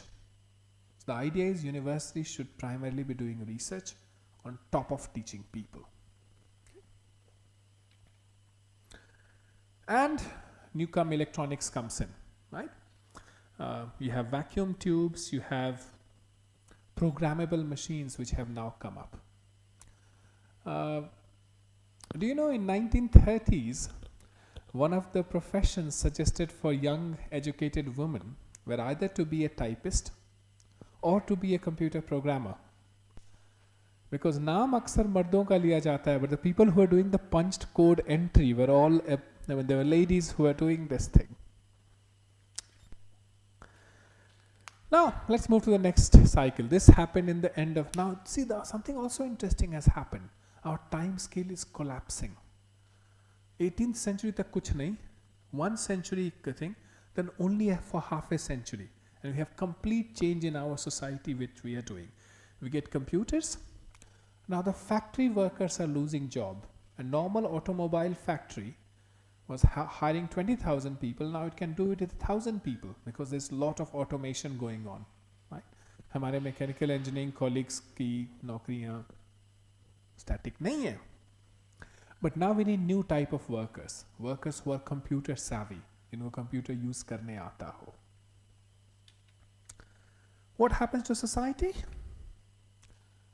The world starts communicating. अभी तक, before that we had what we call as one-to-many communication. Radio और television है, सरकार ने जो बोला वो आप सबने देखा, right? Now we have many-to-many communication. I can communicate to that person can communicate to so on and so forth. Okay? In education, we get rapid advancements. बहुत यूनिवर्सिटीज़ खुल रहे हैं, सभी cities में ये खुल रहे हैं. But now we have got a rigid structure of education.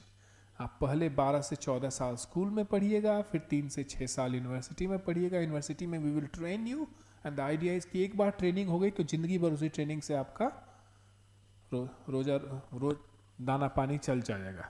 Now this is, you see what happens when I stop speaking Hindi after a while. And we think we are enjoying the life a bit more. Of course, now that we are at this stage, we know, you can see the trend, what's happening to all of these aspects. So let's see what we might think of.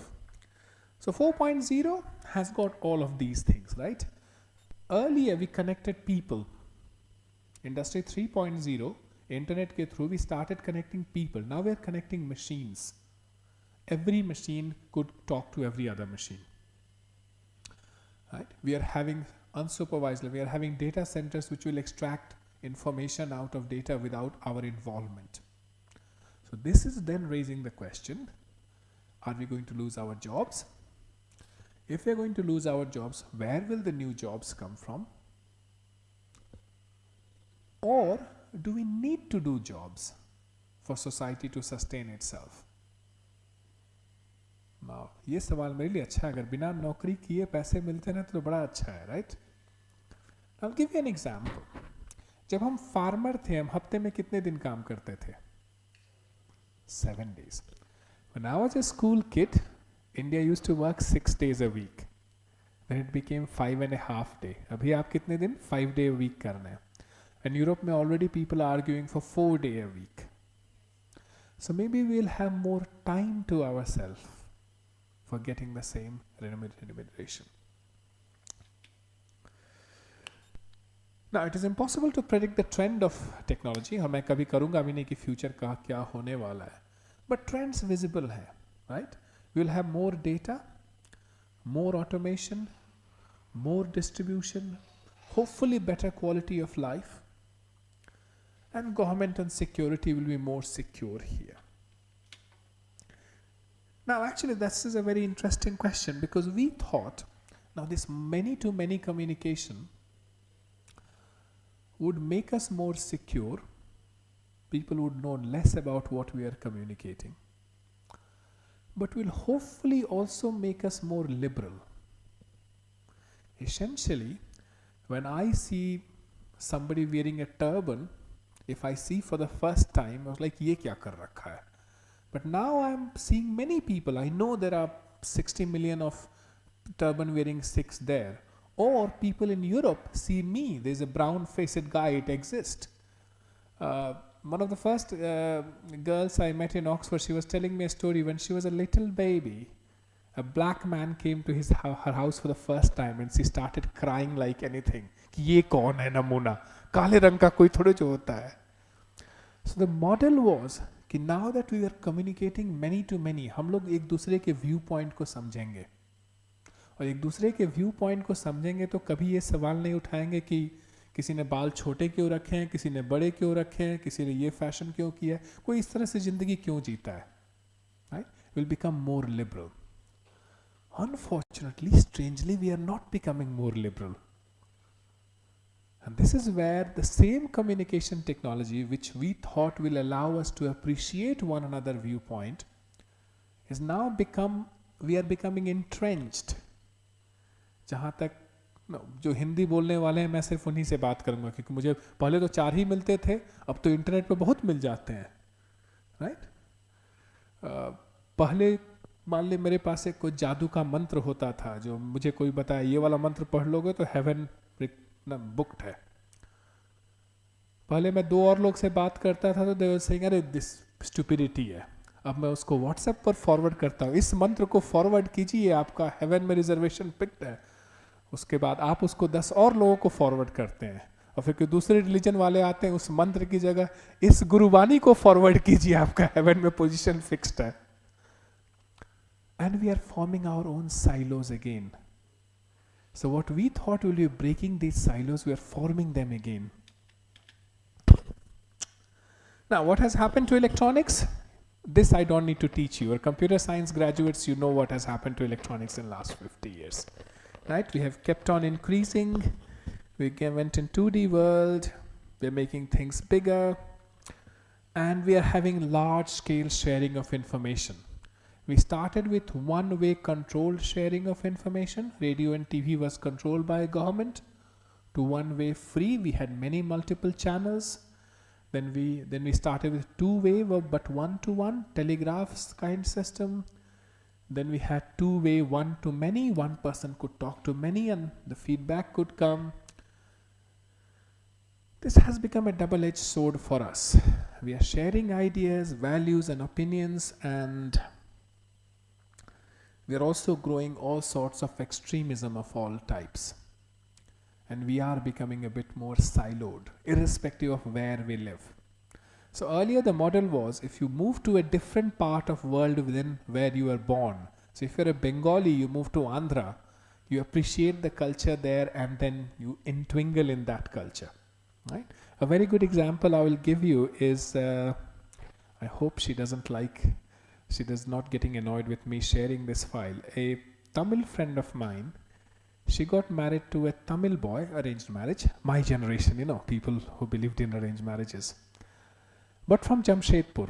So this Tamil family has moved to Jamshedpur many years ago when the Tata company gets established as engineers. So they have lived their entire 3 generations in Jamshedpur.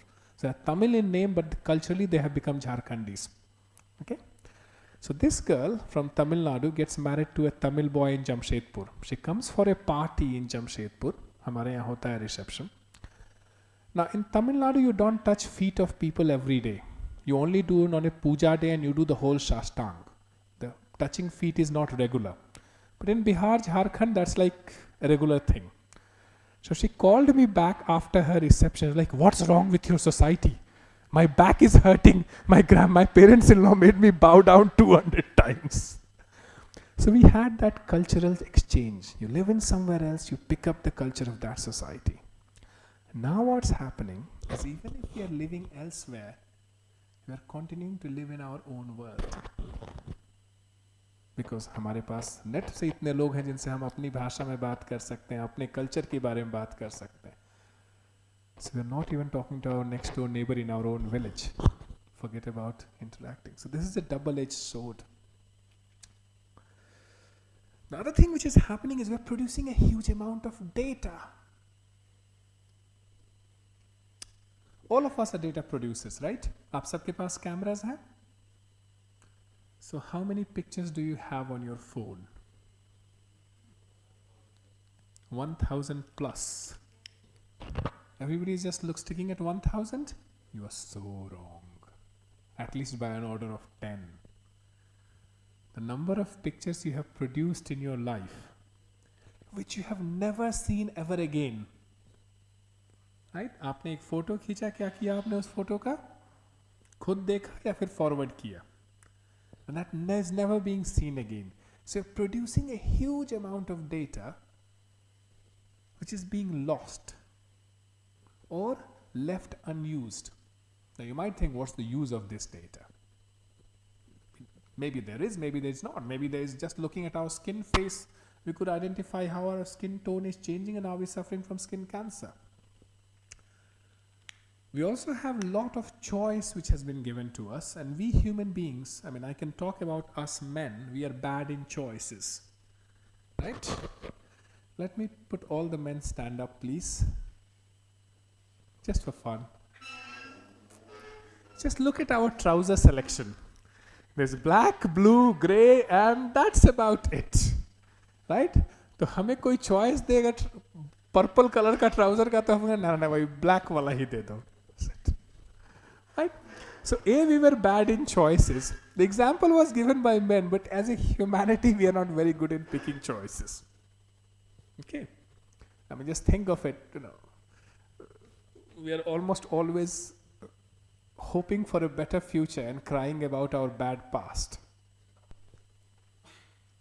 So the reason why this is interesting is we're producing a huge amount of data, but we have very limited capacity to process this data.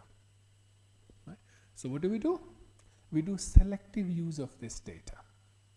Data जो हमें अच्छा लगता है वो हम use कर लेते हैं. Okay? And this is where we also do mistakes in business world. When we're doing investment decision, when we're doing marketing decisions, when you're doing liquidity decisions, we go by our gut feeling. अरे नहीं मुझे पता है, you know, petrol prices बढ़ने वाले नहीं है. I think I should stop here, or else आप लोग भूखे रह जाओगे और फिर मुझे ही खा जाओगे. Right? Good. We stop now and we'll continue the discussion after this. Don't worry, history ज़्यादा नहीं पढ़ाऊँगा. We'll come back to neural networks, hopefully. Thank you very much.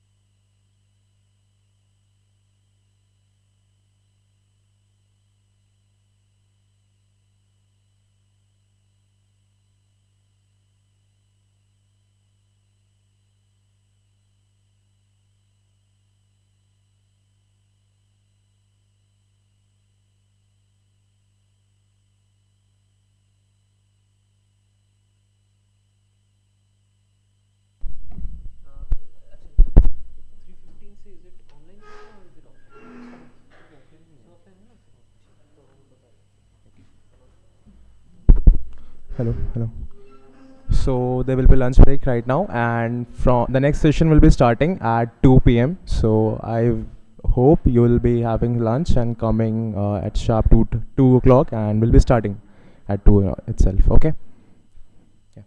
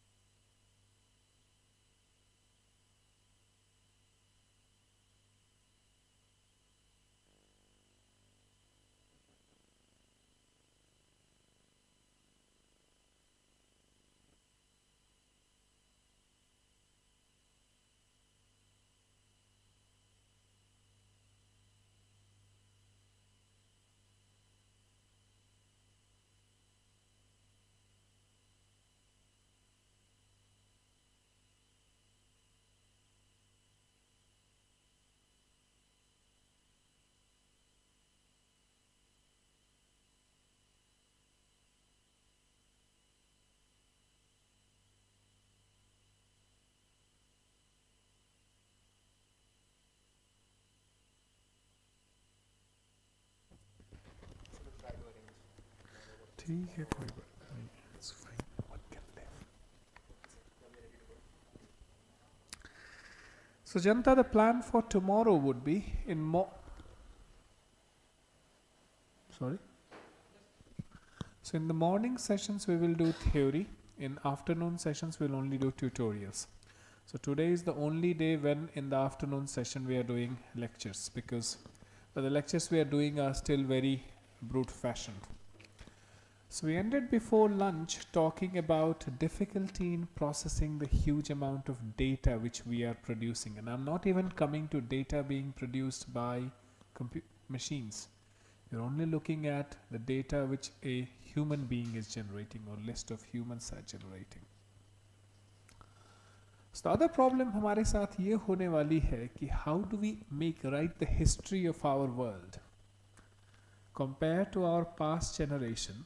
2000 साल पहले लोग एक पत्थर का 4 लाइन लिख के रख देते थे, and that was the history. उसके बाद एक किताब लिखी जाती थी. अभी the amount of data which we are producing is very big. So historians of future will have got a very tough task looking at what we do. The issue which we also have with artificial intelligence is the amount of data which we are giving to a central machine. And the fun fact is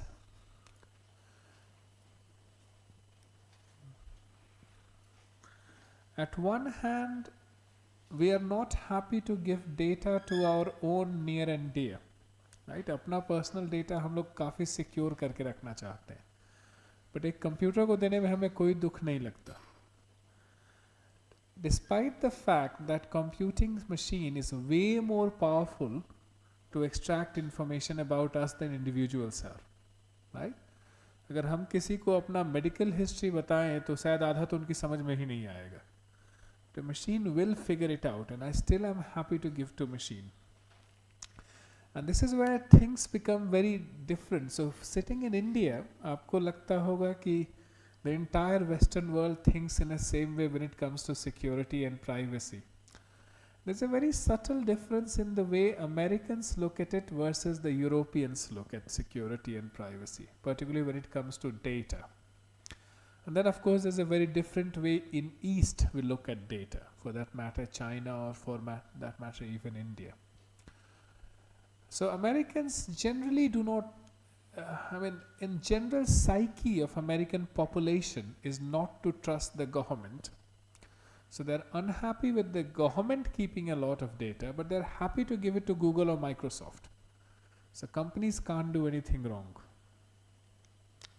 In Europe, we are highly unhappy to give data to companies. This is why you have got things called GDPR, General Data Protection Regulations. But we are okay to give data to our government. Right?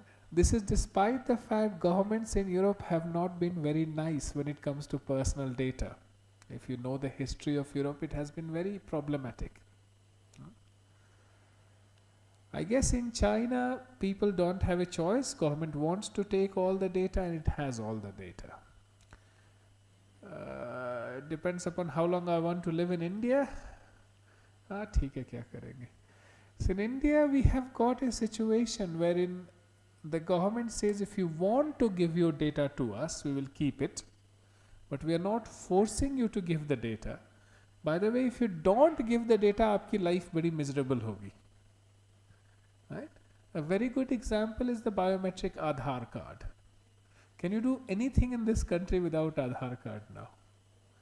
Legally you can, you should be able to. I don't have an Aadhaar card, I can't have an Aadhaar card, I'm not a resident Indian. But every time I go to a bank, I get the same thing, Aadhaar card attach कर दीजिए.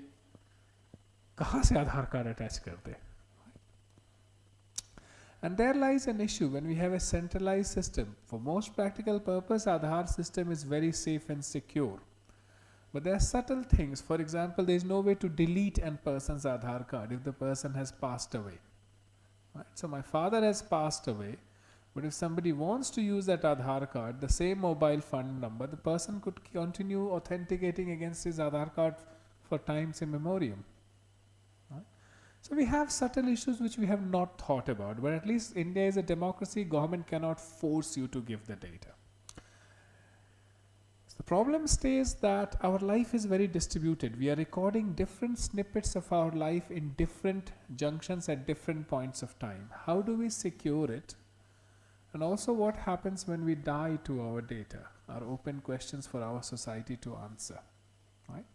क्योंकि अभी तक हम लोग data collection phase में थे, जितना डेटा कलेक्ट हो सके करो, अभी वही कर रहे हैं, राइट? डेटा सेंटर्स में डेटा लिखे जा रहे हैं, फोन, जितनी ज़्यादा मेमोरीज हमारे पास आ रही है उतना ज़्यादा डेटा हम प्रोड्यूस कर रहे हैं, right?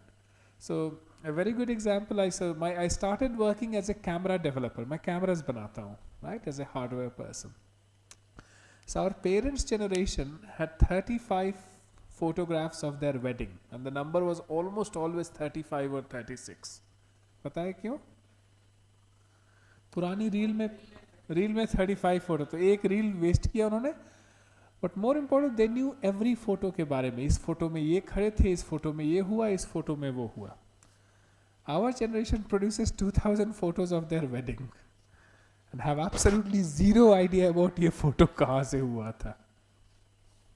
So despite all the AI we are using to tag these photographs and produce information, we are still not keeping that amount of information. And there brings the second issue, which is this one, the selective use of data. So you assume that once we produce a huge amount of data, people will be able to use the data as a whole. Now we talked earlier that we have selective use of data ourselves. We human beings like to only pick up data which we like to hear about, right? If we follow the Indian cricket team, we are not reading the news right now क्योंकि वो match हार रहा है. जब जीतने लगेंगे तो फिर से न्यूज़ पढ़ेंगे, right? It's a natural thing which we do. The problem happens when institutions also start using selective use of data. They should ideally be using data as a proper format, but अगर वो भी selectively use करना शुरू करें, then we're not actually using data properly. The other things is the factory jobs are being lost. Right? The classic factory में जहाँ हम लोग काम करते थे with a large number of people, that large number of people has become less because of automation. और single site factories develop की हैं तो हम workers का कुछ right बढ़ा था, but that right has also started going low now.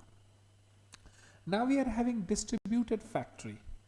पहले आप कंप्यूटर बनाने के लिए there was a factory in US or Germany and that did the whole task. या कार बनाने के लिए वहीं था. अब तो सॉफ्टवेयर बनाने के लिए हम 10 different जगह सॉफ्टवेयर सेंटर्स रख सकते हैं, and I can distribute workload from here to there in a very easy fashion. पहले पूरे बनाने के लिए I had to establish a new factory, retrain everyone there, and only then the data work process will move there, right? Now, India benefited from this because a lot of jobs moved from Western world to India, right? Call center हो, offsourcing हो, या फिर software development का काम हो. काम तो हम दूसरे जगह कर रहे थे, हम इंडिया में बैठ के कर रहे थे, हमारी सैलरीज लो थी तो हम compete कर पा रहे थे. The question to be asked is, कल को अगर next series of countries अगर technically अच्छी बन जाती हैं, say for that matter Africa, तो हमारे jobs वहाँ जाएंगे. Indians are already very costly people to hire. हमारी सैलरीज काफ़ी अच्छी हो गई हैं, right? एक तरफ से हम लोग खुश हैं, as an engineer we are being paid well, but that means companies have to pay more to hire us. And that's not nice. I mean, our unique selling point initially was कि हम सस्ते वाले मजदूर हैं, और हम ज़्यादा पैसा मांगेंगे तो फिर दिक्कत होगी.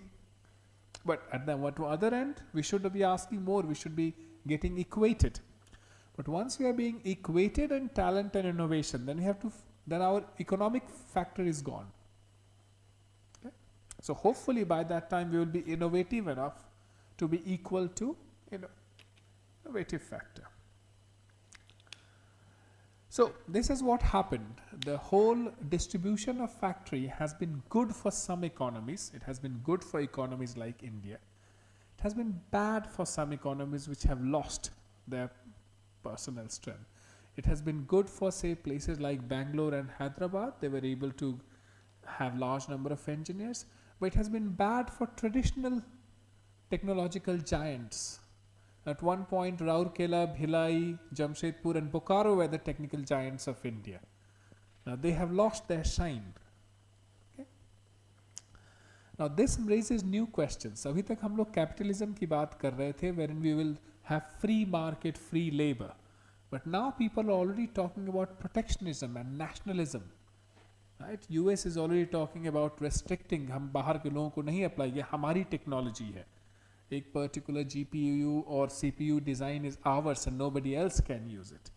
And the moment you start doing that, कि ये हमारा है आपको नहीं देंगे, तब जंग के आसार बनते हैं. Right? पहले युद्ध किस चीज़ पर लड़ा जाता था? पानी पर, गेहूं पर. अब द नेक्स्ट आस्पेक्ट जर्जोरू जमीन के बाद एक शायद टेक्नोलॉजी भी हो जाएगी जिस पर हम युद्ध लड़ेंगे. The other thing which could happen is people start technology itself. कि क्यों रखें हम? AI ने तो हमारी नौकरियां खा ली, हम नहीं यूज करेंगे. And this is it happened in one way. जैसे US और UK में बहुत सारी कंपनियां जिनका लोकल कॉल सेंटर था वो प्रमोट करती हैं, call centre based in UK, not based on India. And would that start affecting us? Would there be a bank which will say कि we do not process your data at all, come and do banking with us? The last question which we don't know the answer is, what will happen to cities? Why did cities get established? Because we needed a large number of people to work at one place. अगर हम distribute कर रहे हैं, तो why do we need a major metropolis?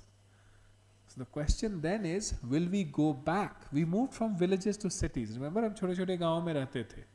We moved to cities because workplace consolidation हुआ. अगर distribution हो रहा है workplace का, will we move back to villages? And that's an open question for us. It's an open question for coming generations. What will happen?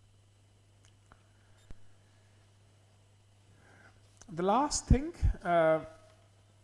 machines are not going to take over. I mean, artificial intelligence is all still seems like an NP hard problem. So अभी immediate at least आप लोग की नौकरियां लगेंगी ही, आपकी generation के आगे का कहना ये है. But the thing which is actually changing is this.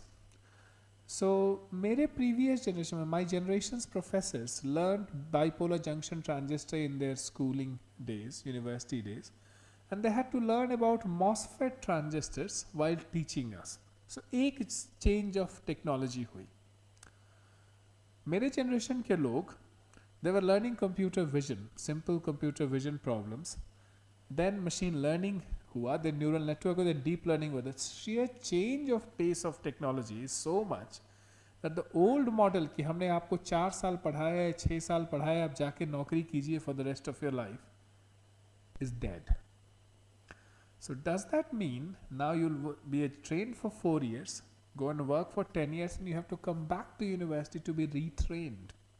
So this model of education at early stage of your life and then work for the rest stage of your life has to be revisited.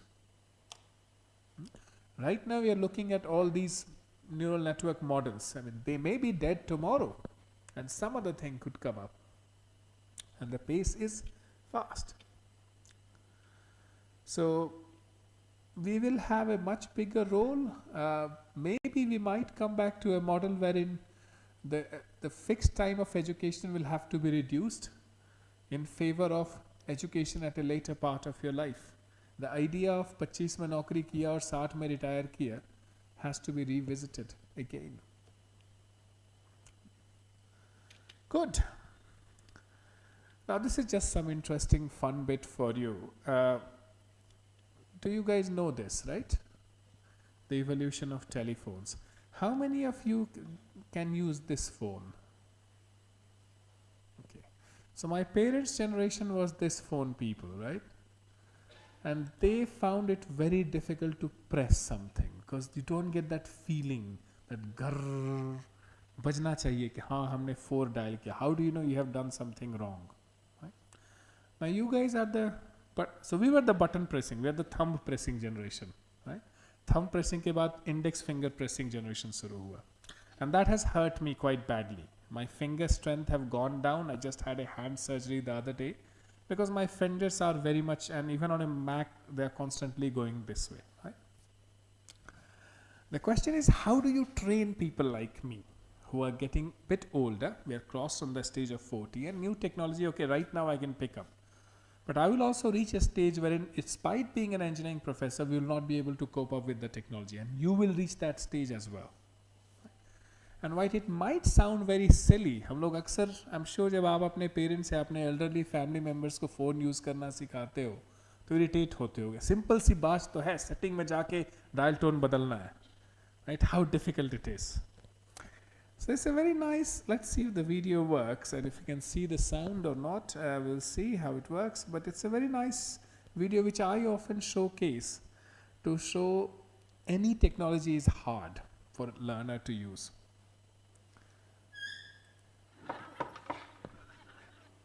Can you hear the video sound?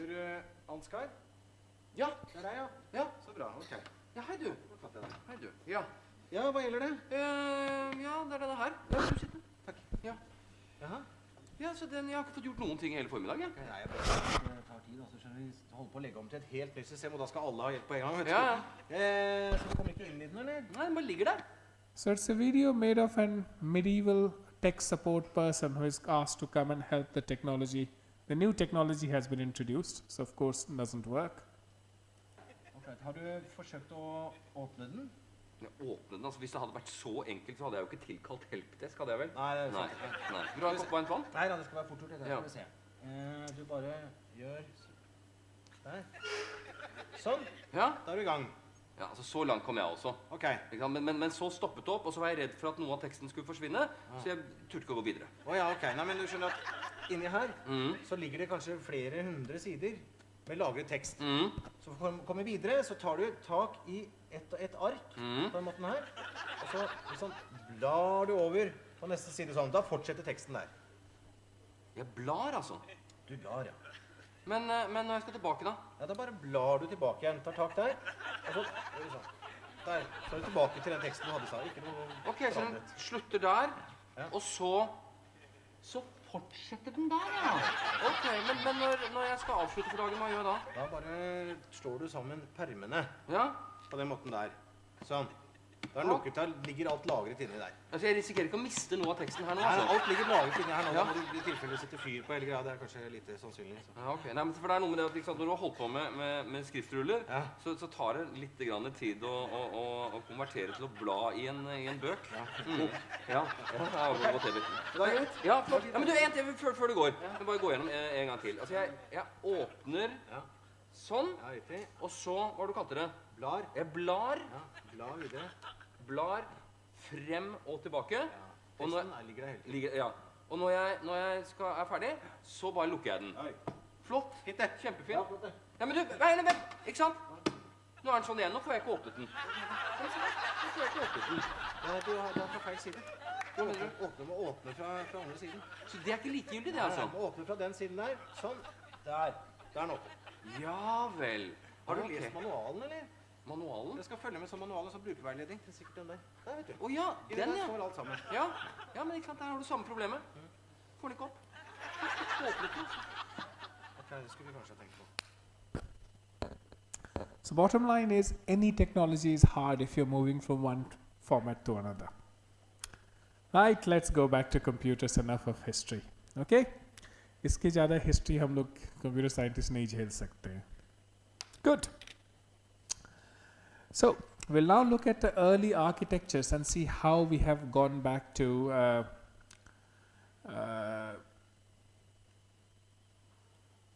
the current form of computing which we do. This is also important because you need to appreciate why AI models are run in GPU clusters, but more importantly, why they consume so much power and energy. So three things are interesting here. One is the Konrad Zeuss's patent of 1936. This is the German computing industry. Von Neumann's seminal paper which introduced the von Neumann computing machine. And then of course the Alan Turing's automated computing engine. So have you guys been taught about von Neumann architecture in your school? Some of you guys would know that. So most of the computing machines which we have from hardware point of view, they're von Neumann machines. So originally the idea is this: how do we design a computer? Where do we do the input? Where do we do the output? Where do we do the control? Where does the memory lie? And there were two original architectures of memory. One was the Harvard architecture, which did this. So this is a typical model which you might have seen. There's input, output, there's control unit, arithmetic and logical unit. It behaved in having a separate instruction memory and a separate data memory. The idea was what you're going to do will be stored separately than the numbers which you're going to play with. The Princeton architecture, or the more commonly known as von Neumann architecture, this is on which we have most of the machines. We have a single memory which stores data as well as instruction. And then we have input, output, and in between we have CPUs. Right? Now with time we have made our CPU go fairly fast. What's the clock speed of your processor? 3.2 gigahertz. That's where most of this has plateaued, right? Earlier it used to increase every generation. What's the clock speed of your memory? ये वाला computer बेचने वाला नहीं बताया था, right? Even when you buy a mobile phone, they will talk about, sir, 16 GB RAM है, 64 GB RAM है. कोई उसका स्पीड नहीं बताता, प्रोसेसर का स्पीड हमेशा बताते हैं, right? So memories are inherently slower than processor, right? And this is why we have, and then there's a second aspect, which is the communication link. This does not scale the same way as a processor and memory scale. So the transmission link is significantly slower than processor and memory. So as a result, we end up having what we call as processor memory bottleneck. Okay. Now, how does it affect us? In the computing design, we try to circumvent it by having cache memory on the processor. So आप लोग level 1, level 2 cache के बारे में पढ़े होंगे. There's cache you put on the chip to reduce the number of fetch. In modern day AI hardware implementation, the one which is taking the most amount of memory is not computing, not multiplying, not adding, but accessing memory from the, so memory में data stored है, उसको वहाँ से उठा के processor में लाना और वापस ले जाने में सबसे ज़्यादा हमारी energy खर्च हो रही है. I was going to not talk about human history, but computing history तो दो चार बोलना ही पड़ेगा. This is also because in most of the history courses in India, you primarily read at ENIAC and the British computing history. German computing history उतनी नहीं की जाती है. The German professor, I thought it was worth telling you about. So Konrad Zuse started in the Technical Hochschule in Berlin, which then became Technical University of Berlin. And he wanted to do engineering and architecture, and he found both of them to be very boring, as many of first year students find. And then he ended up being a civil engineer. He joined an aircraft factory where he had to do a lot of hand calculation. So being a good engineer, he decided to go and make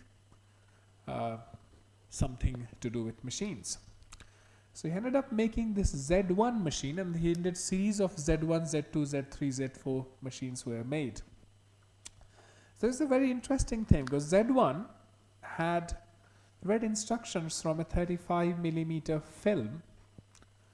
Unfortunately, Z1 was destroyed in bombing in Berlin, but we have got its performance speed.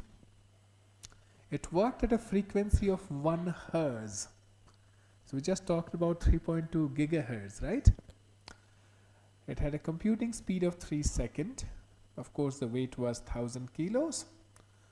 And it costed 800,000 Deutsche Marks. On a rough estimate, you can say 1 Deutsche Mark was roughly 50 euro cent. So 400,000 euros for one computer.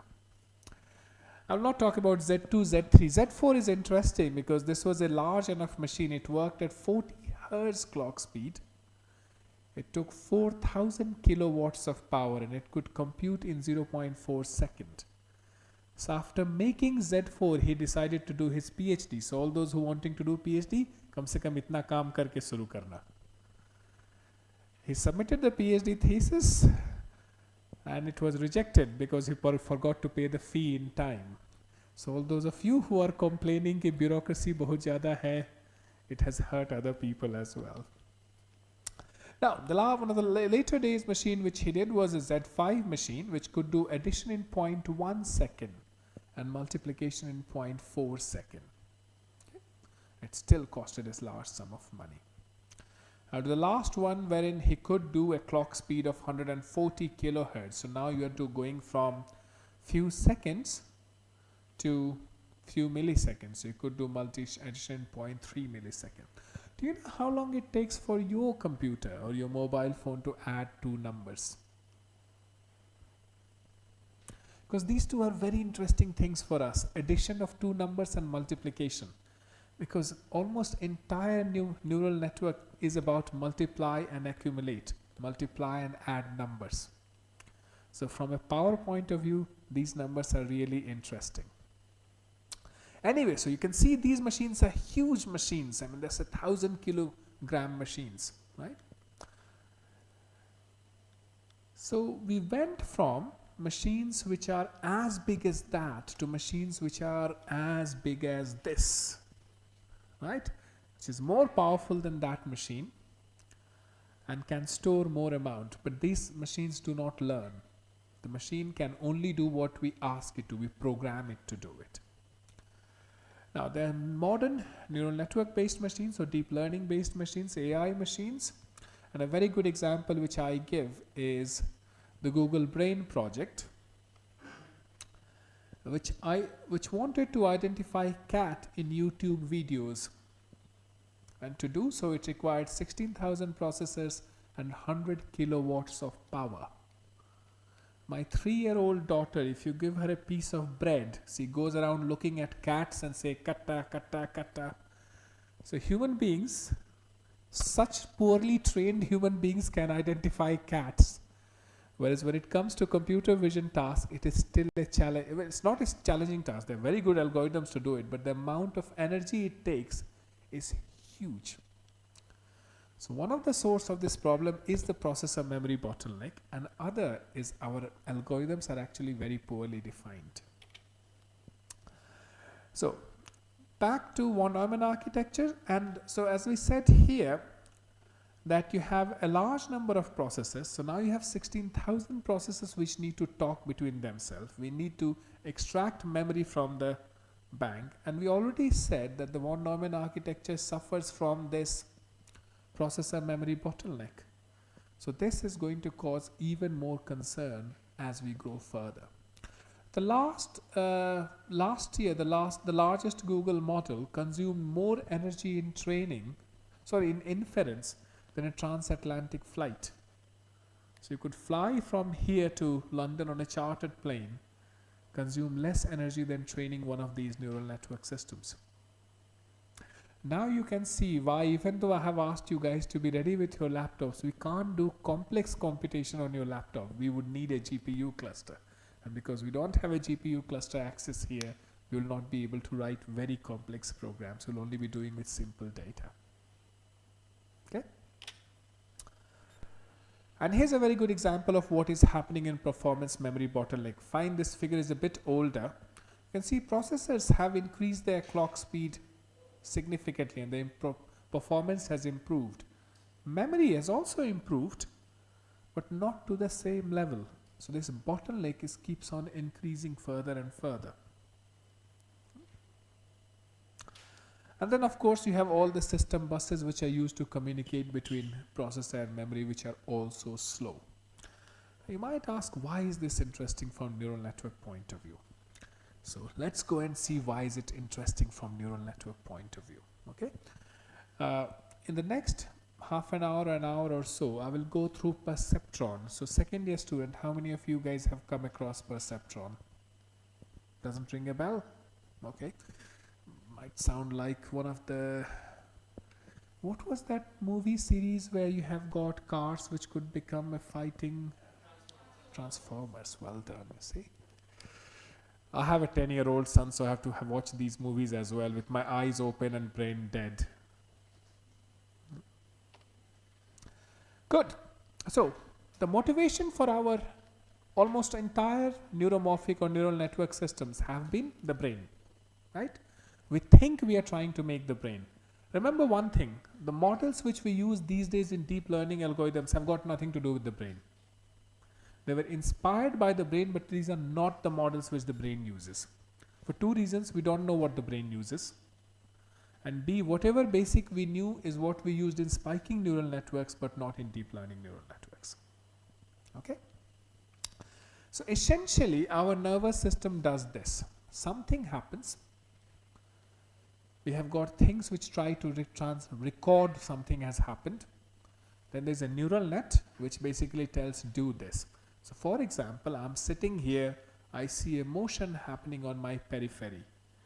Right? I can see my periphery motion better than I can see, in periphery I can only see motion, I can't see details. So I was growing up in a forest. By I mean human beings. We were in a forest. Peripheral motion happened. There might be a snake or tiger. What does the brain does immediately? Ta-ta. Look. And this is, we often say there's something happening at the edge of our eyes. So look, if there's a lion, what do? Sorry? Fight or? I would love to see you fight a lion. Whom should we bet money if he fights a lion? On the lion or on him? Both options, fighting as well as flighting. On you. Okay, we will do that. Now, this is a classic part of the brain. If we start, so we kind of know now which part of the brain does what. We don't know how well it does. Right? So for example, we know Brodmann area 17, which lies at the back of my head, does vision. So we see from the eyes here, transfer the information to the back of the head. And then we have the primary visual part and higher visual part, something which just looks at edges and something which looks at higher visual features. Okay. Then there are auditory part and other parts of the brain, memory and other things which does that. Now, most common in the fundamental unit of our nervous system are these neurons, which appear in different shape or size. So essentially they have a cell body, they have some dendrites to connect to the nearest neurons, and then they have a long axon, and then they have synaptic terminals at the end of it. Okay. We generally have roughly 10 to the power 11 neurons. So we have a large number of neurons. We also have a dense connection. Right? They are generally connected. Every neuron is connected to another 10,000 neuron or so. But they are very slow. A neuron barely works at a speed of millisecond. Okay. What's the speed of our computers? So 3.2 gigahertz clock speed of your chip, right? So let's take 3 gigahertz. So the clocks, we're now talking about tens of nanosecond speed. So our transistors are way faster than our brain. How do we make up for that speed loss? How will we still be able to compute? And fine, we can't compute numbers quickly, but we are very good in inferring. Right? We're very good in knowing when danger is coming to us. Well, most of the time. So what we balance out, so we don't have very high speed neuron, but we have loads of them, and loads of them are talking to one another. And these neurons act as both the memory unit as well as the processing unit. Remember, in our computers we had memory and processor separately. So nature has not, well, it has kind of a long-term memory, but most stimulus response function, it has evolved as if to make things together. We have kind of a 100-step rule. If something does not finish in 100 steps, brain kind of forgets it. It's not useful. So we generally do not take anything more than 100 steps of computation.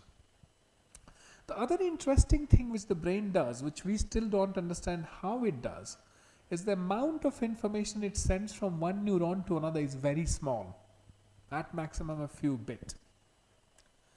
When we transfer information from one core to another core or from one core to a memory, it's generally a large amount. Even if one byte of information is already 8-bit for us. Let's do a calculation. How many camera pixels do you have? You all have cameras with you, right? You all are engineers. Phone खुद खरीदा था या फिर माँ बाप से को blackmail करके खरीदवाया था, या फिर अपने सिग्निफिकेंट अदर से को ब्लैकमेल करके खरीदा था? That's the only reason when you should not know the technical specification. जो भी दे दो अच्छा है, फ्री का मिल रहा है. How many? 50 megabytes. Megapixels. 50. कौन सी कंपनी थी भाई जो 50 प्रोड्यूस कर रही थी? 60? 64 megapixel? And you have just a single phone camera imager or 2 or 3 behind you? I mean, these days I often joke that there will be a time when this wall will be filled with cameras, right? 3. So another homework task. जब घर जाए अपने पास जो electronics है उसकी थोड़ी specification जान जाइए, because this is interesting. So 60 megapixel, right?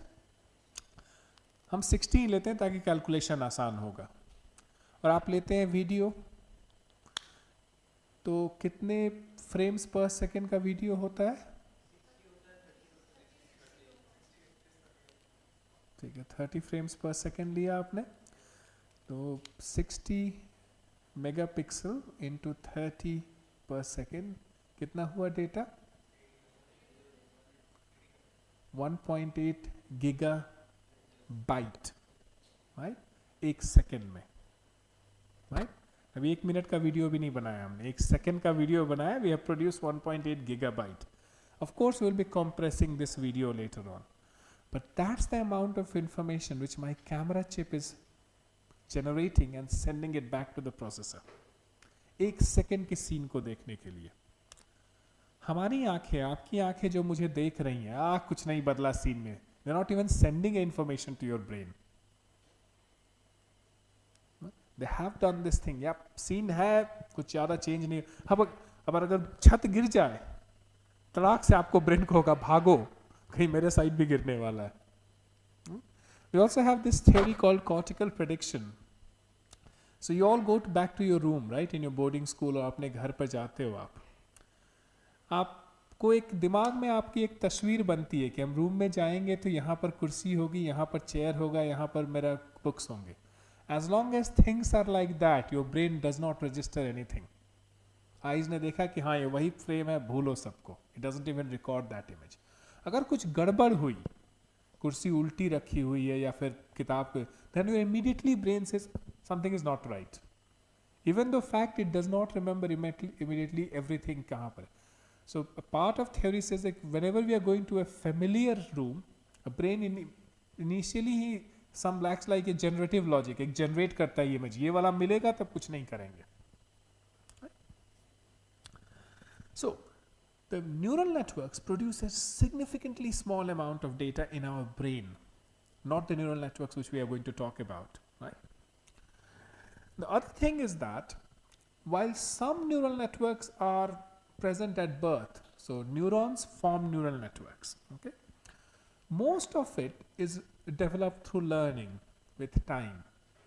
With time, so some we know from birth, for example, दूध पीना है. Well, most of the kids know, not always. Say for example, cows calf, they know कि 2-4 पाँव में कैसे खड़ा होना है. हम ही गधे होते हैं, हमें 6 साल लगता है खड़े होने पर, और 18 साल लगता है मैच्योर होने पर, और इफ़ यूर ए बॉय 40 साल लगते हैं मैच्योर होने पर. उसके बाद भी मम्मी बोलती है मैच्योर नहीं हुए हो, right? So we learn by appreciation. Now this is where the other thing is this. Look at the amount of time we give for learning for ourselves. Just to identify something is red color, we give about 3 to 4 years to identify that. Okay? We're not giving that 3 to 4 years for a computing machine to learn. So speed और power का game खेल रहे हैं हम यहाँ पर. Right. So we are going to make artificial neural networks of some sort. So that was a human neural network. Now, I've taken an old definition of artificial neural network from the book of Alexander and Morton as to what is a neural network. So the definition goes, it's a massively parallel distributed processor. Remember, till now we were talking about one processor, one memory. Now we're talking about massively parallel distributed processor, which has a natural propensity for storing. So every processor is storing. Okay? It's not separate from this. What is it storing?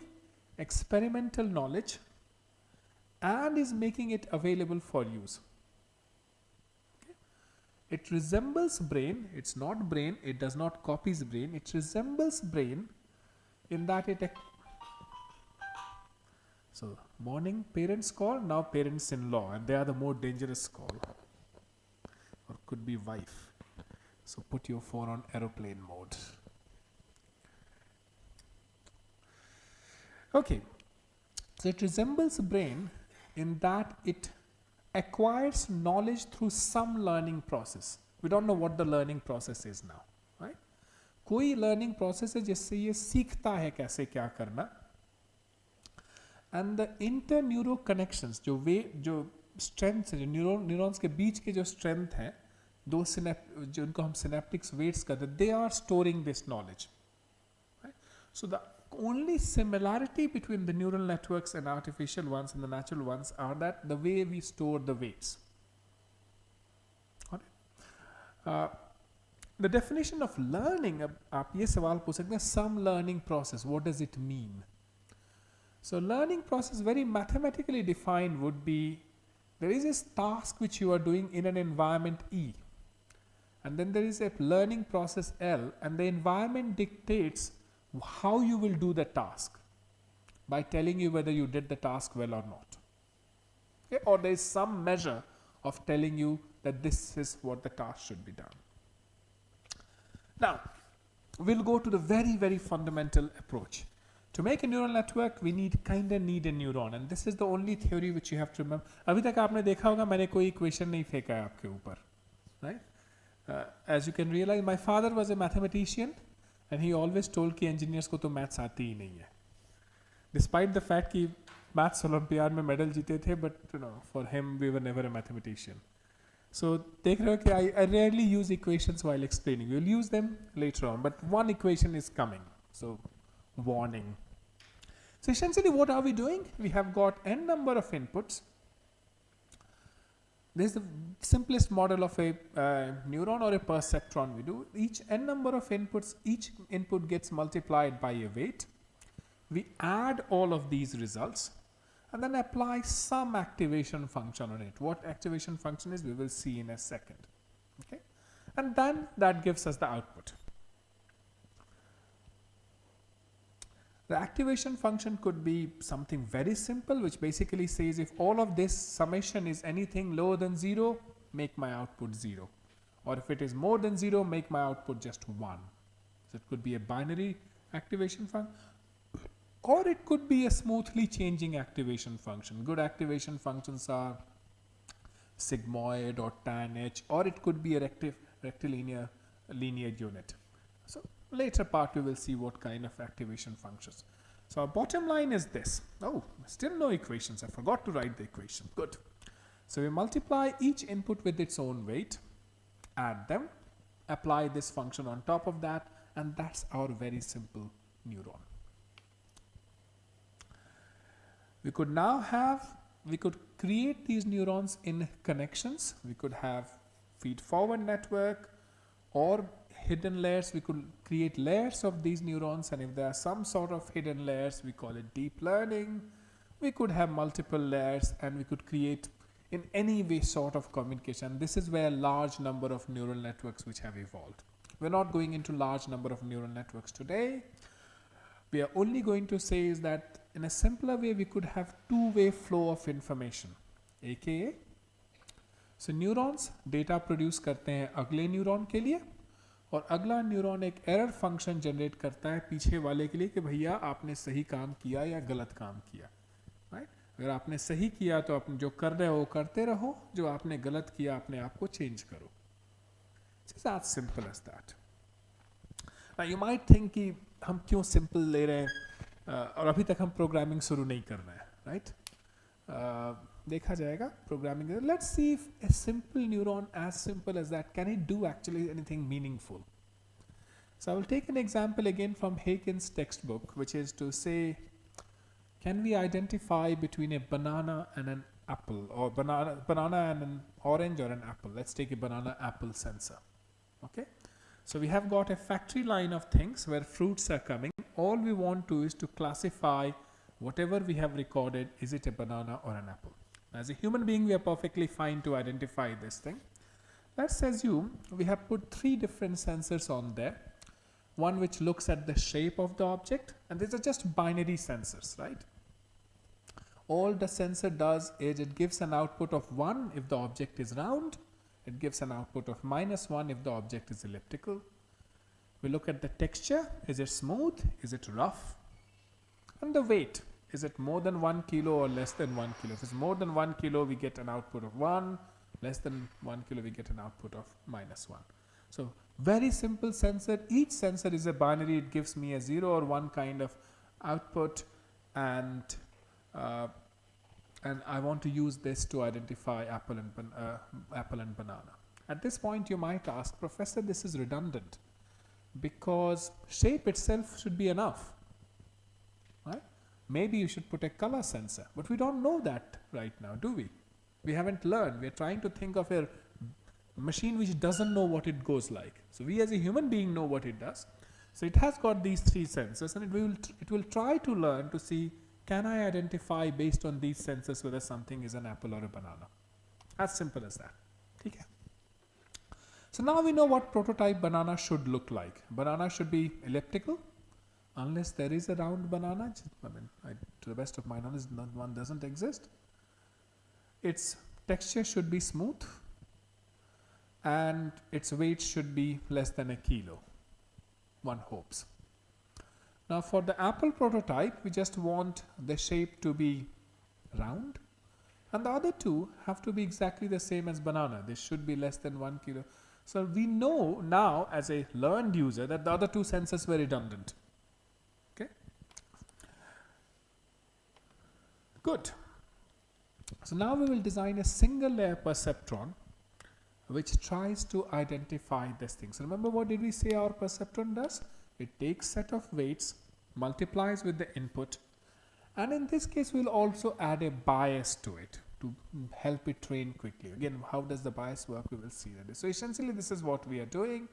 We have got weight 1, so we can write the weights as a row vector, and the inputs could be a column vector, so that the product becomes W11 times P1, W12 times Me2, and then we have got a hard limiting function as my activation function. Essentially, if it's less than 0, it becomes 0, more than 0, it becomes 1. Okay? And what we will say is my output of my decision making, my border of decision making will be 0, and this is why the activation function will come here in play here, right? So say if we have a banana, this will be my measurement, and my ideal learning function would have been this. My ideal learning function should only think of my shape. Okay, if my shape is -1, and if I want banana to be 1 as an output, my ideal learning function should have multiply -1 with the first one, the other 2 it should ignore. So 0, 0. Okay. Similarly, if my input was apple, then -1 times 1 would become -1, the output becomes -1, and I'm saying an output of 1 is banana, and output of -1 is an apple.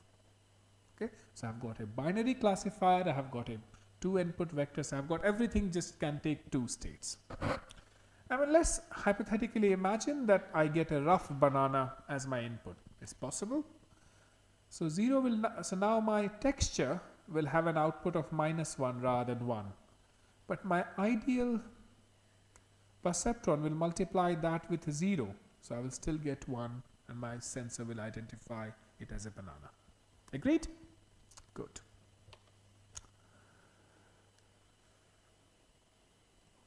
What will happen when I get an orange? I did not train my system for an orange. It has got a new input. It will give me an output, but it will be wrong output. This is one of the problem with machine learning based system. They always fit. They always give you a function even though it may be a wrong function. Okay. So as I said in the morning that we are going to talk about different types of learning. So supervised learning is wherein we give an example of correct behavior. कि भैया ऐसे करना चाहिए था तुम्हें. Reinforced learning is we don't give an examples but grade a network based on its performance. Unsupervised learning is inputs are available, we have lots of data and all you have to do is to learn to characterize what kind of data it is. Right? So we are going to train this neural network now. So before I do the training, I will explain to you a 2-input neuron and then we will do the training for a 3-input neuron. And your task for today would be, if you have got your Python up and running or MATLAB up and running, to see if you can code it. Okay, it's no more than 3 lines of code, or 3 or 4 lines. So essentially this is what we would like to do is, if P is my input vector and T is the expected output. So I'm giving some input vector, gets multiplied with my weights, gets added with some bias, and T is my output. So say I have got sets of input and output. At P1 I get T1 as the expected output. With P2 input, T2 is my expected output, P, and so on and so forth. Okay. Now we don't know what the weight of my system should be. So here, when we had done the training, we thought the best system should be -100. But initially I don't know that because I'm learning. So we can start with a random weight, right? We start with, in this case, a random weight of 1 and 0.8. So we start with a random initial weight. We present the first input to this neural network. The input is 1, 2, the weights are 1 and 0.8. It multiplies these two, so 1 times 1 is 1, 0.2 times 0.8 times 2 is -1.6. I get a result of -0.6. I put a hard limit on it, it becomes 0. Now, originally I said for these inputs, my output should be 1. But my neural network is telling the output is 0, which means I have done a wrong job. So, let's now try to come up with a rule to update my weights. So I did something incorrectly, my weights have to be updated. So let's think of the simplest rule in the world, which is whatever was my old weights, I just add my input vector to it. So for this input vector you did a mistake, just add to it to improve yourself. Okay? It's a very simple rule. So all we did was our initial input vector was 1 and -0.8, initial weight vector. And we just add the input vector to it, 1, 2, and we get new weights now. We still don't know if our design is perfect or not. Now let's present the second input vector to it, because it's going to learn from a large number of data inputs, right? So now we have an input vector of -1, 2. We do the same operation again. 2 times -1 plus 1.2 times 2. We get a result of 0.4. I get an output of 1, whereas my desired output was 0. So now I have over satisfied. I wanted 0, I have got higher. My output is higher. I could apply the same rule and say, okay, if I have gone higher, subtract my input from the weights.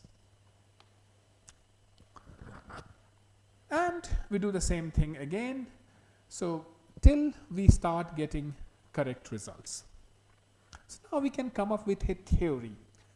If my output is same as my expected output, don't do anything to my weights, they're fine. So if my error is 0, do nothing. If my error is 1, then add the input. If my error is -1, then subtract the input. And error is just my expected output minus my actual output. Okay? So as a result of maths, I could now write it as something like this. My new weight is my old weight plus error times my input vector, where the error could be 0, 1 or -1, and that basically determines whether I add or I subtract my input vector or do nothing to it.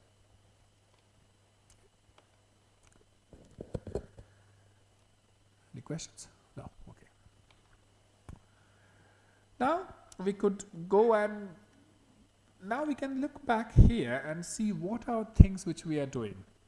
In the first step, we are multiplying numbers, then we are adding numbers, and then when we are updating our weights, we are doing the same thing again. We are multiplying two numbers and then adding numbers. So essentially my entire operation is about multiplication and accumulation, multiplication and add. And this is why a large number of neural networks are actually designed on GPUs, because GPUs can do this multiply and accumulation work quite nicely. Good. So that's our theory behind it. Let's see if this theory can work on the apple banana classifier. That was our original problem, right? Wanted to identify apple and banana. So this is what we know. This should be my, let's go back and look at the sets because I have. So my prototype banana is when my shape is elliptical, and my prototype apple is when my shape is smooth. Okay. So this is my training vector now. If my input is -1, 1, -1, -1, my output should be 1. If my input is 1, 1, -1, my output should be 0. And let us do exactly the same thing which we did earlier, which is to start with a random weight. We don't know what the weight should be.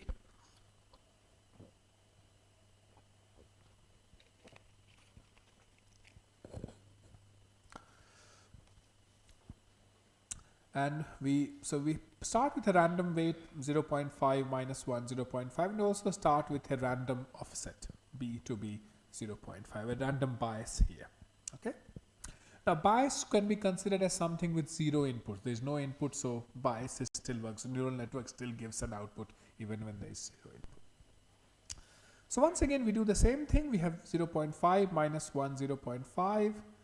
Let's multiply these two, and can somebody tell me what will be the product of this row and this column?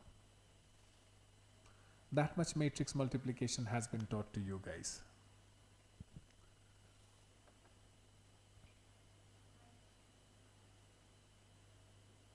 How much is this? 1 minus 1. So I just want the first part. Don't add 0.5 to it. Just this part.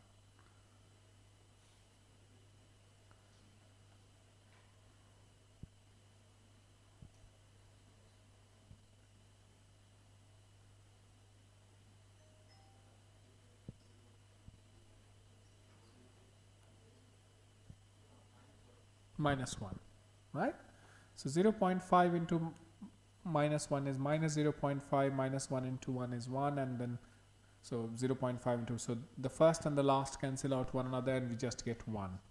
1 plus 0, minus 1 plus 0.5 is minus 0.5.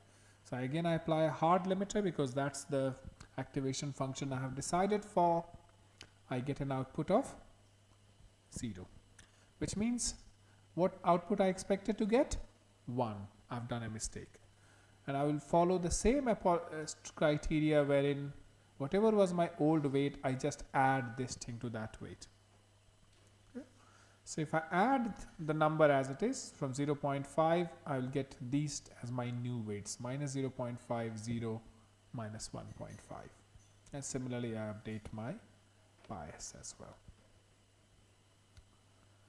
Let's apply the second set now. The second training set is this one, the one which has got an apple. Now, the only thing which has changed is the first input vector has gone from minus 1 to 1. Okay. If we apply the same set again, what will be the product now? There should be 1.5 here. Is it 1.5?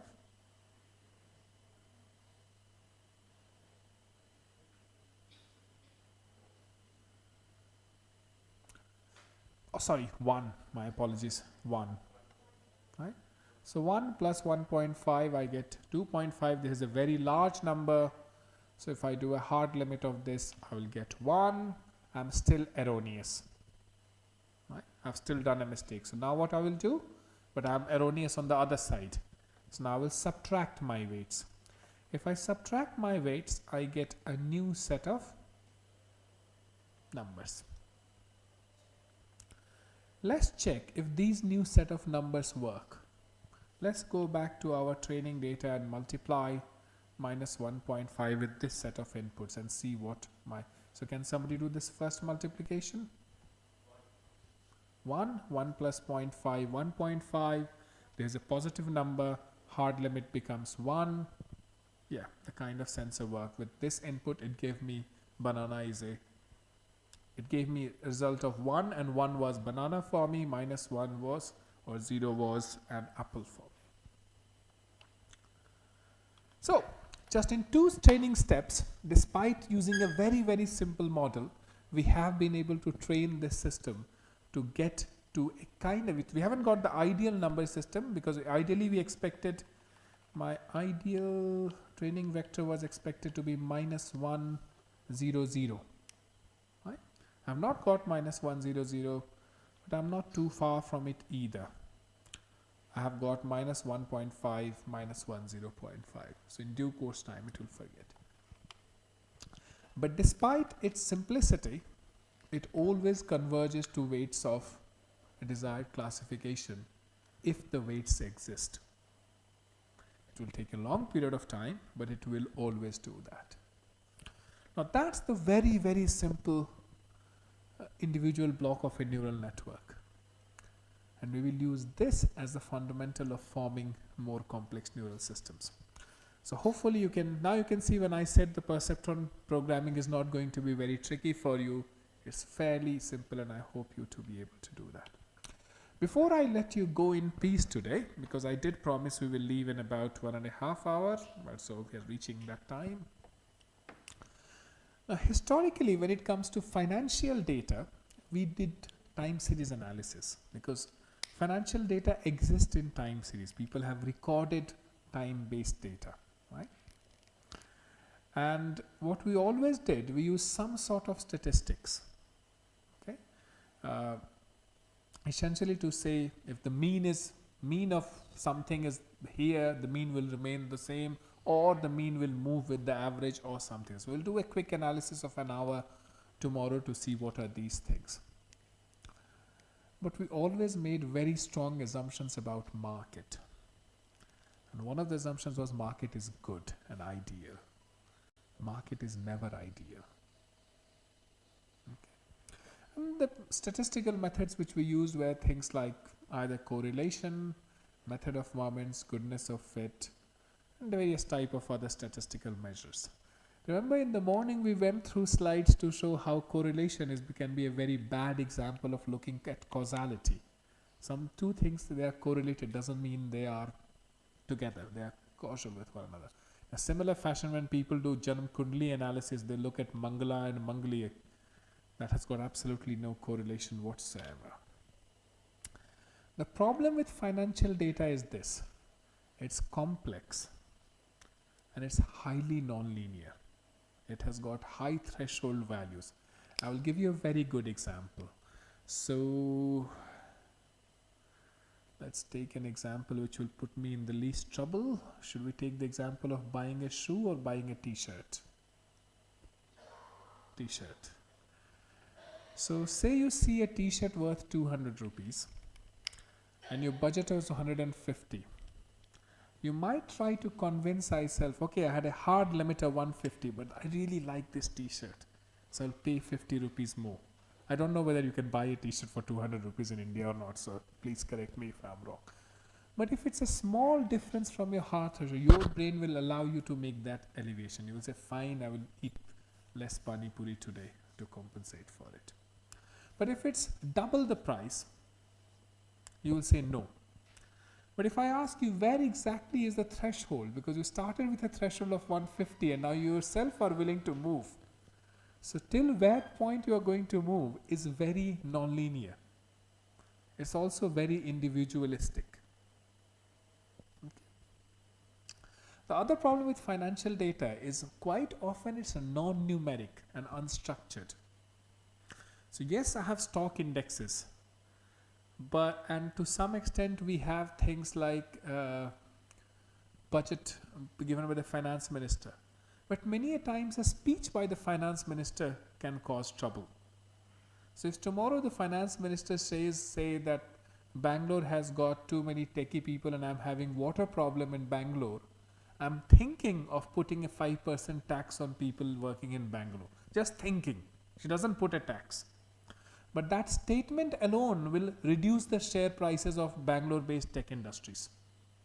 1 month later, she takes the statement back, it forgets it. Right? So statement like this, now these are unstructured data. Sometimes they're text, sometimes they're images, recordings of some time. Right? So all of these influences financial business planning. This cannot be looked by a statistical based model. Okay? The other issue is many times it's high dimensional with sometimes many variables but very few observations. So there are many variables which are causing this thing, but we haven't recorded all of these variations for that matter. So one of the case studies, if we get time, we will be doing would be on liquidity analysis. And the problem which we had was how much money should I keep with me? You all have this money problem. Okay, so I'll explain this problem for an individual point of view. So once you start earning money, which I hope all of you will do soon, you have got this. So you need some money, keep some money for monthly expenditure. The rest you would like to invest somewhere. If you don't invest, you're not getting any interest on it. So that money is going down the drain.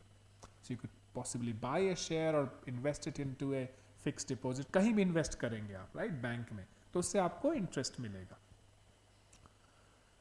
पर अगर आप सारा का सारा पैसा invest कर दीजिएगा तो आप उसी महीने बैंकक्रप्ट हो जाइएगा, राइट? या फिर आप गोलगप्पे नहीं खा पाइएगा. So here is this dilemma you have, कितना पैसा रखें? So how do you do this? You have do some calculation based on your past analysis, right? Pen paper का इतना लगा था, इतना ही लगा था, तो इतने पैसे जरूरत काम चल जाएगा. And then 1 month somebody hits you and you have to go to a hospital, या फिर आप बीमार पड़ गए, आपको दवाई खरीदनी पड़ी. So all of a sudden all of your analysis goes down the drain. So it's a highly dimensional data analysis, a simple liquidity analysis of an individual. मैं भी country का भी नहीं कर रहा हूँ या किसी company का नहीं कर रहा हूँ, एक individual की बात कर रहा था, right? और quite a lot of it had few observations. For example, अगर आप अपना कर रहे हो कि let's try to find what is the probability of me needing to see a doctor. You could do that calculation, right? कि हम इतने साल के रहे, आज तक इतनी बार गए, हमारे compatriot जो बाकी लोग हैं वो इतने साल के हैं, वो आज तक कितनी बार डॉक्टर के पास गए. So you can try to come up with a statistical measure of what is the potential cost of health care for you. That's what the insurance company do it, right? They try to compute what is the typical insurance cost I should charge this person so that I am not in loss. Okay? But there are very few observations on it. And there lies the issue. For example, we don't have enough data on every different lifestyles of people in Odisha to come up with one measure of health insurance for men or women in Odisha. Okay? And this is why we think that the financial machine learning provides a better opportunity to understand this data than pure statistics-based methods. To further criticize statistics-based method, we will of course learn to them. And please don't say this to your economics professors because they believe statistics methods are ideal. Right? What we think is that the system, the world or the firm or whichever you're working should be thought of as a black box. We don't know the relationship. There could be many variables. Let the system learn on its own. The other issue is that finance is not a plug or play kind of system. People believe that business world is even more complex than driving cars or identifying cats in YouTube videos. And you might say self-driven cars are already fairly complex. Particularly, India में तो कभी self-driven car चलेंगे ही नहीं. You never know, चल भी जाएंगे. There might be a model wherein you have to say is if you find a space, fit yourself in. That's the model of driving, right? अब मेरी पिटाई करोगे नहीं सर, हम लोग तो एकदम सही सही गाड़ियाँ चलती हैं हमारे देश में, एकदम लाइन से चलती है. So the machine learning models, you give them a data, they will find a pattern in it, even if the pattern does not exist. And that could be problematic for decision makers. The reason why it's also problematic is, as a decision maker, understanding what the machine learning is doing or understanding what the neural network model is doing is very challenging. But now you're going to decide about billions of euros of investment or the healthcare of your country based on a model which you do not understand. It's a black box model, right? खुद अपने आप को सीख रहा है क्या करना है और आप डिसीजन ले रहे हो जिसको आप समझ नहीं रहे. जैसे अभी आपने अपनी लिक्विडिटी डिसीजन ली based on your own gut feeling कि इतने रुपए का बाहर खाना खाऊंगा, और अब आप कर रहे हो कि भैया let's just give all the data to this model और ये बताए कि ओके हमारे ज़माने में 500 रुपये वॉज द मंथली एवरेज खर्च. I don't know what's the typical monthly cost of expenditure as a student these days. Don't worry, your secret is safe with me. How much? 2,000. Is that the number? 5,000? Okay. Of course it depends. It's individual. इसीलिए तो data collect कर रहे हैं. सबका एक ही number होता तो फिर काम ही आसान हो जाता है. Right? किसका? बॉयज का? क्यों? जेंडर रिलेशनशिप्स चेंज हो गए हैं क्या हमारे ज़माने से? लड़कियां खिला रही हैं क्या लड़कों को आजकल? Are you married, Babu? That's why you are making that statement. Again, now that's a financial data which you have assumed without having a data set. And I'm not pulling your leg on it. I'm telling you this is the problem of a finance manager he has. So he has to decide finances of a female employee or female clientele without knowing. There is no data. पर उन्होंने assume जरूर कर लिया कि लड़कियां होंगी खर्चा करती ही होंगी, हर बार बाहर खाने जाती है तो मेरा बजट बड़ा बनाती है. How do you know when they go on to eat on themselves, they don't spend that much money? Right? So we have a problem of finding a pattern, we have a problem of not having enough data, we have a problem of overfitting. And overfitting can be very problematic. This is more problematic than statistical based models, which we will talk tomorrow. The worst problem which we have in machine learning when it comes to financial information is जब हम scientific data की बात, देखो हमने machine learning शुरू हुई है तो computer vision से, right? Cat in YouTube videos या फिर identify a face or cluster people between men and women, identify the face of a person. This is where it starts from. Fortunately, here the samples are independent and statistically not dependent on one another. मैंने उनकी तस्वीर ली और मैंने आपकी तस्वीर ली. These are statistically two independent figures. Or एक और example I'll quote from a book or from a presentation from Marco Lopez de Prado. I'm citing his book here. So if you're looking at biological samples, say आपने test किया कि blood test ले रहे हैं आप सभी लोगों का, 30 लोग हैं सबका हम blood test ले रहे हैं. Now I know each tube will only contain blood from one person, right? Financial machine learning is about, okay, this tube might have 0.9 blood from one person, but 0.1 from everyone else, right? To give you an example, आपने 2,000 रुपए कहा कि मेरा monthly expenditure है, right? But this you don't know कि कल को institution tuition fee बढ़ा देगा, ज़्यादा पैसे देने पड़ेंगे, right? That we haven't. So there are factors, or for that matter, if everyone else has decided to go for a picnic somewhere, everyone else has influenced yours, so your decision making is no more independent. So every data point is related to other data points one way or the other. So we don't have independent samples to work on. And this is why direct translation of machine learning models, which we have learnt in every other field of science, to business is tricky at best.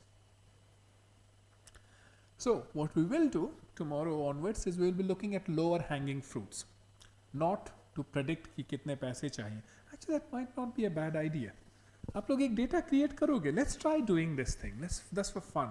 Okay? You all have your bank accounts, right? और आजकल तो आप लोग सब bank से ही खर्चे करते हो, right?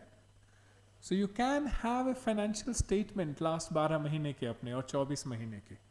So we will do a randomized test, okay? So we'll omit your names completely. Just look at what is your total expenditure per month, okay? It will be surprise. And then we will do a 2D table of everyone and your monthly expenditure over 12 months. Now we will have a grid of data, right? On x-axis we'll have say 15 students and 12, so we'll have 180 data samples. Let's try to learn from this and see if it tells us. And then we will try to classify and answer the ultimate question of our colleague here. Do girls spend more than boys? मेरी पिटाई होने वाली है किसी दिन. घर में पहले पिटाई होगी और फिर मेरी फीमेल कॉलीग्स पीटेंगे मुझे. ये कौन सा रिसर्च प्रोजेक्ट है? Right? So let's try to answer that question with data. So हम एक काम करेंगे. I will create an online repository where without giving you personal information, you can upload these numbers. Okay. We will then try to divide it based on gender and maybe age, and then we will see how it goes. Okay. And then we will know अगर लड़कियां सच में ज़्यादा खर्च करती हैं. Well, considering कि data set बहुत ही छोटा है, most probably हमारा आंसर भी गलत होगा. But that also tells us another problem of financial planning. Data sets छोटे हैं, haphazardical हैं. We don't have continuous data of everything. So despite the fact that finance people have collected a huge amount of data, they don't have all the data. Well, no one can, because they don't know what are all the variables which have gone in play here. Okay. For example, people living in Rourkela may have higher costs than people living in a rural village nearby. Right? And I don't know, is Bhubaneswar costlier to Rourkela or is it same price? Is it only the housing which is costly or is the... Okay. So that becomes a very interesting problem here. Who is more expensive?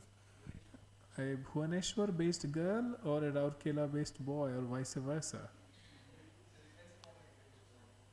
Yes, but now we are looking at a metric of a person. So if a father wants to, a parent or want to send their child to study in this region, they would like to know an average kind of figure, right? So let's at least do mean and standard deviation. So if are all of you living away from your parents, or are there people living with their parents here? So you all are living away, right? तो आपका financial data completely independent to your parent होगा. In the sense कि ये नहीं कि आज का खाना मम्मी पे कर रही हैं, खुद ही पे करना है, right? अपने अकाउंट से ही. And I'm kinda hoping नहीं आप लोग इंडियन हो, 3-4 बैंक अकाउंट तो सब लोग मेंटेन करते हैं. This is where life would have been easier if everyone had one data extraction. Would be easy, okay? But let's anyway do this experiment. Let's try to do of 2 years data, because that will then also tell us the seasonal fluctuation. आपके expenditure में भी seasonality रही होगी. So tell me, why will there be a seasonality in your expenditure?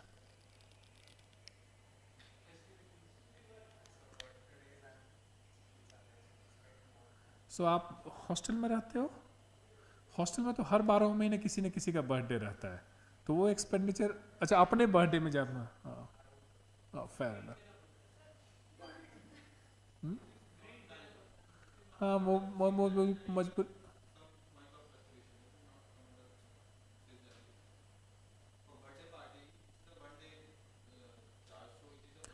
But it's a cyclic, हर साल आएगा, right? And actually what you would see, for those who have lived longer, you will have a cyclic fluctuation like this. Every year it keeps on increasing because your number of friends increases. And then 1 year drastically decreases, जिस साल शादी हो जाती है, बीवी बोलती है अब किसी को नहीं खिलाना है. And the vice versa, आपका husband भी कहता है और किसी को नहीं खिलाना है. Okay. So let's do this calculation and let's try to figure out what are the sources of cyclic variation. So my original plan was to give you temperature data today. So I'm going to post temperature data from Oxford from 1853 onwards. So we have 170 years of temperature data. I tried getting the data for Rourkela, and I could only get for last 25 years. So that could be another experiment we could do, is let's look at the rainfall data and temperature data and try to predict what is going to happen next year, assuming nothing drastic is going to change. Again, हमने already assumption मार दिया, right? कि nothing drastic is going to change. But temperature data is the most seasonally nice data we can carry, and same with the rainfall data, right? Seasonality होती है, variation होता है, so you can look at that thing very easily. But I think this is a better experiment. Let's look at your spending figures. Good, let's stop for today then, right? Thank you very much.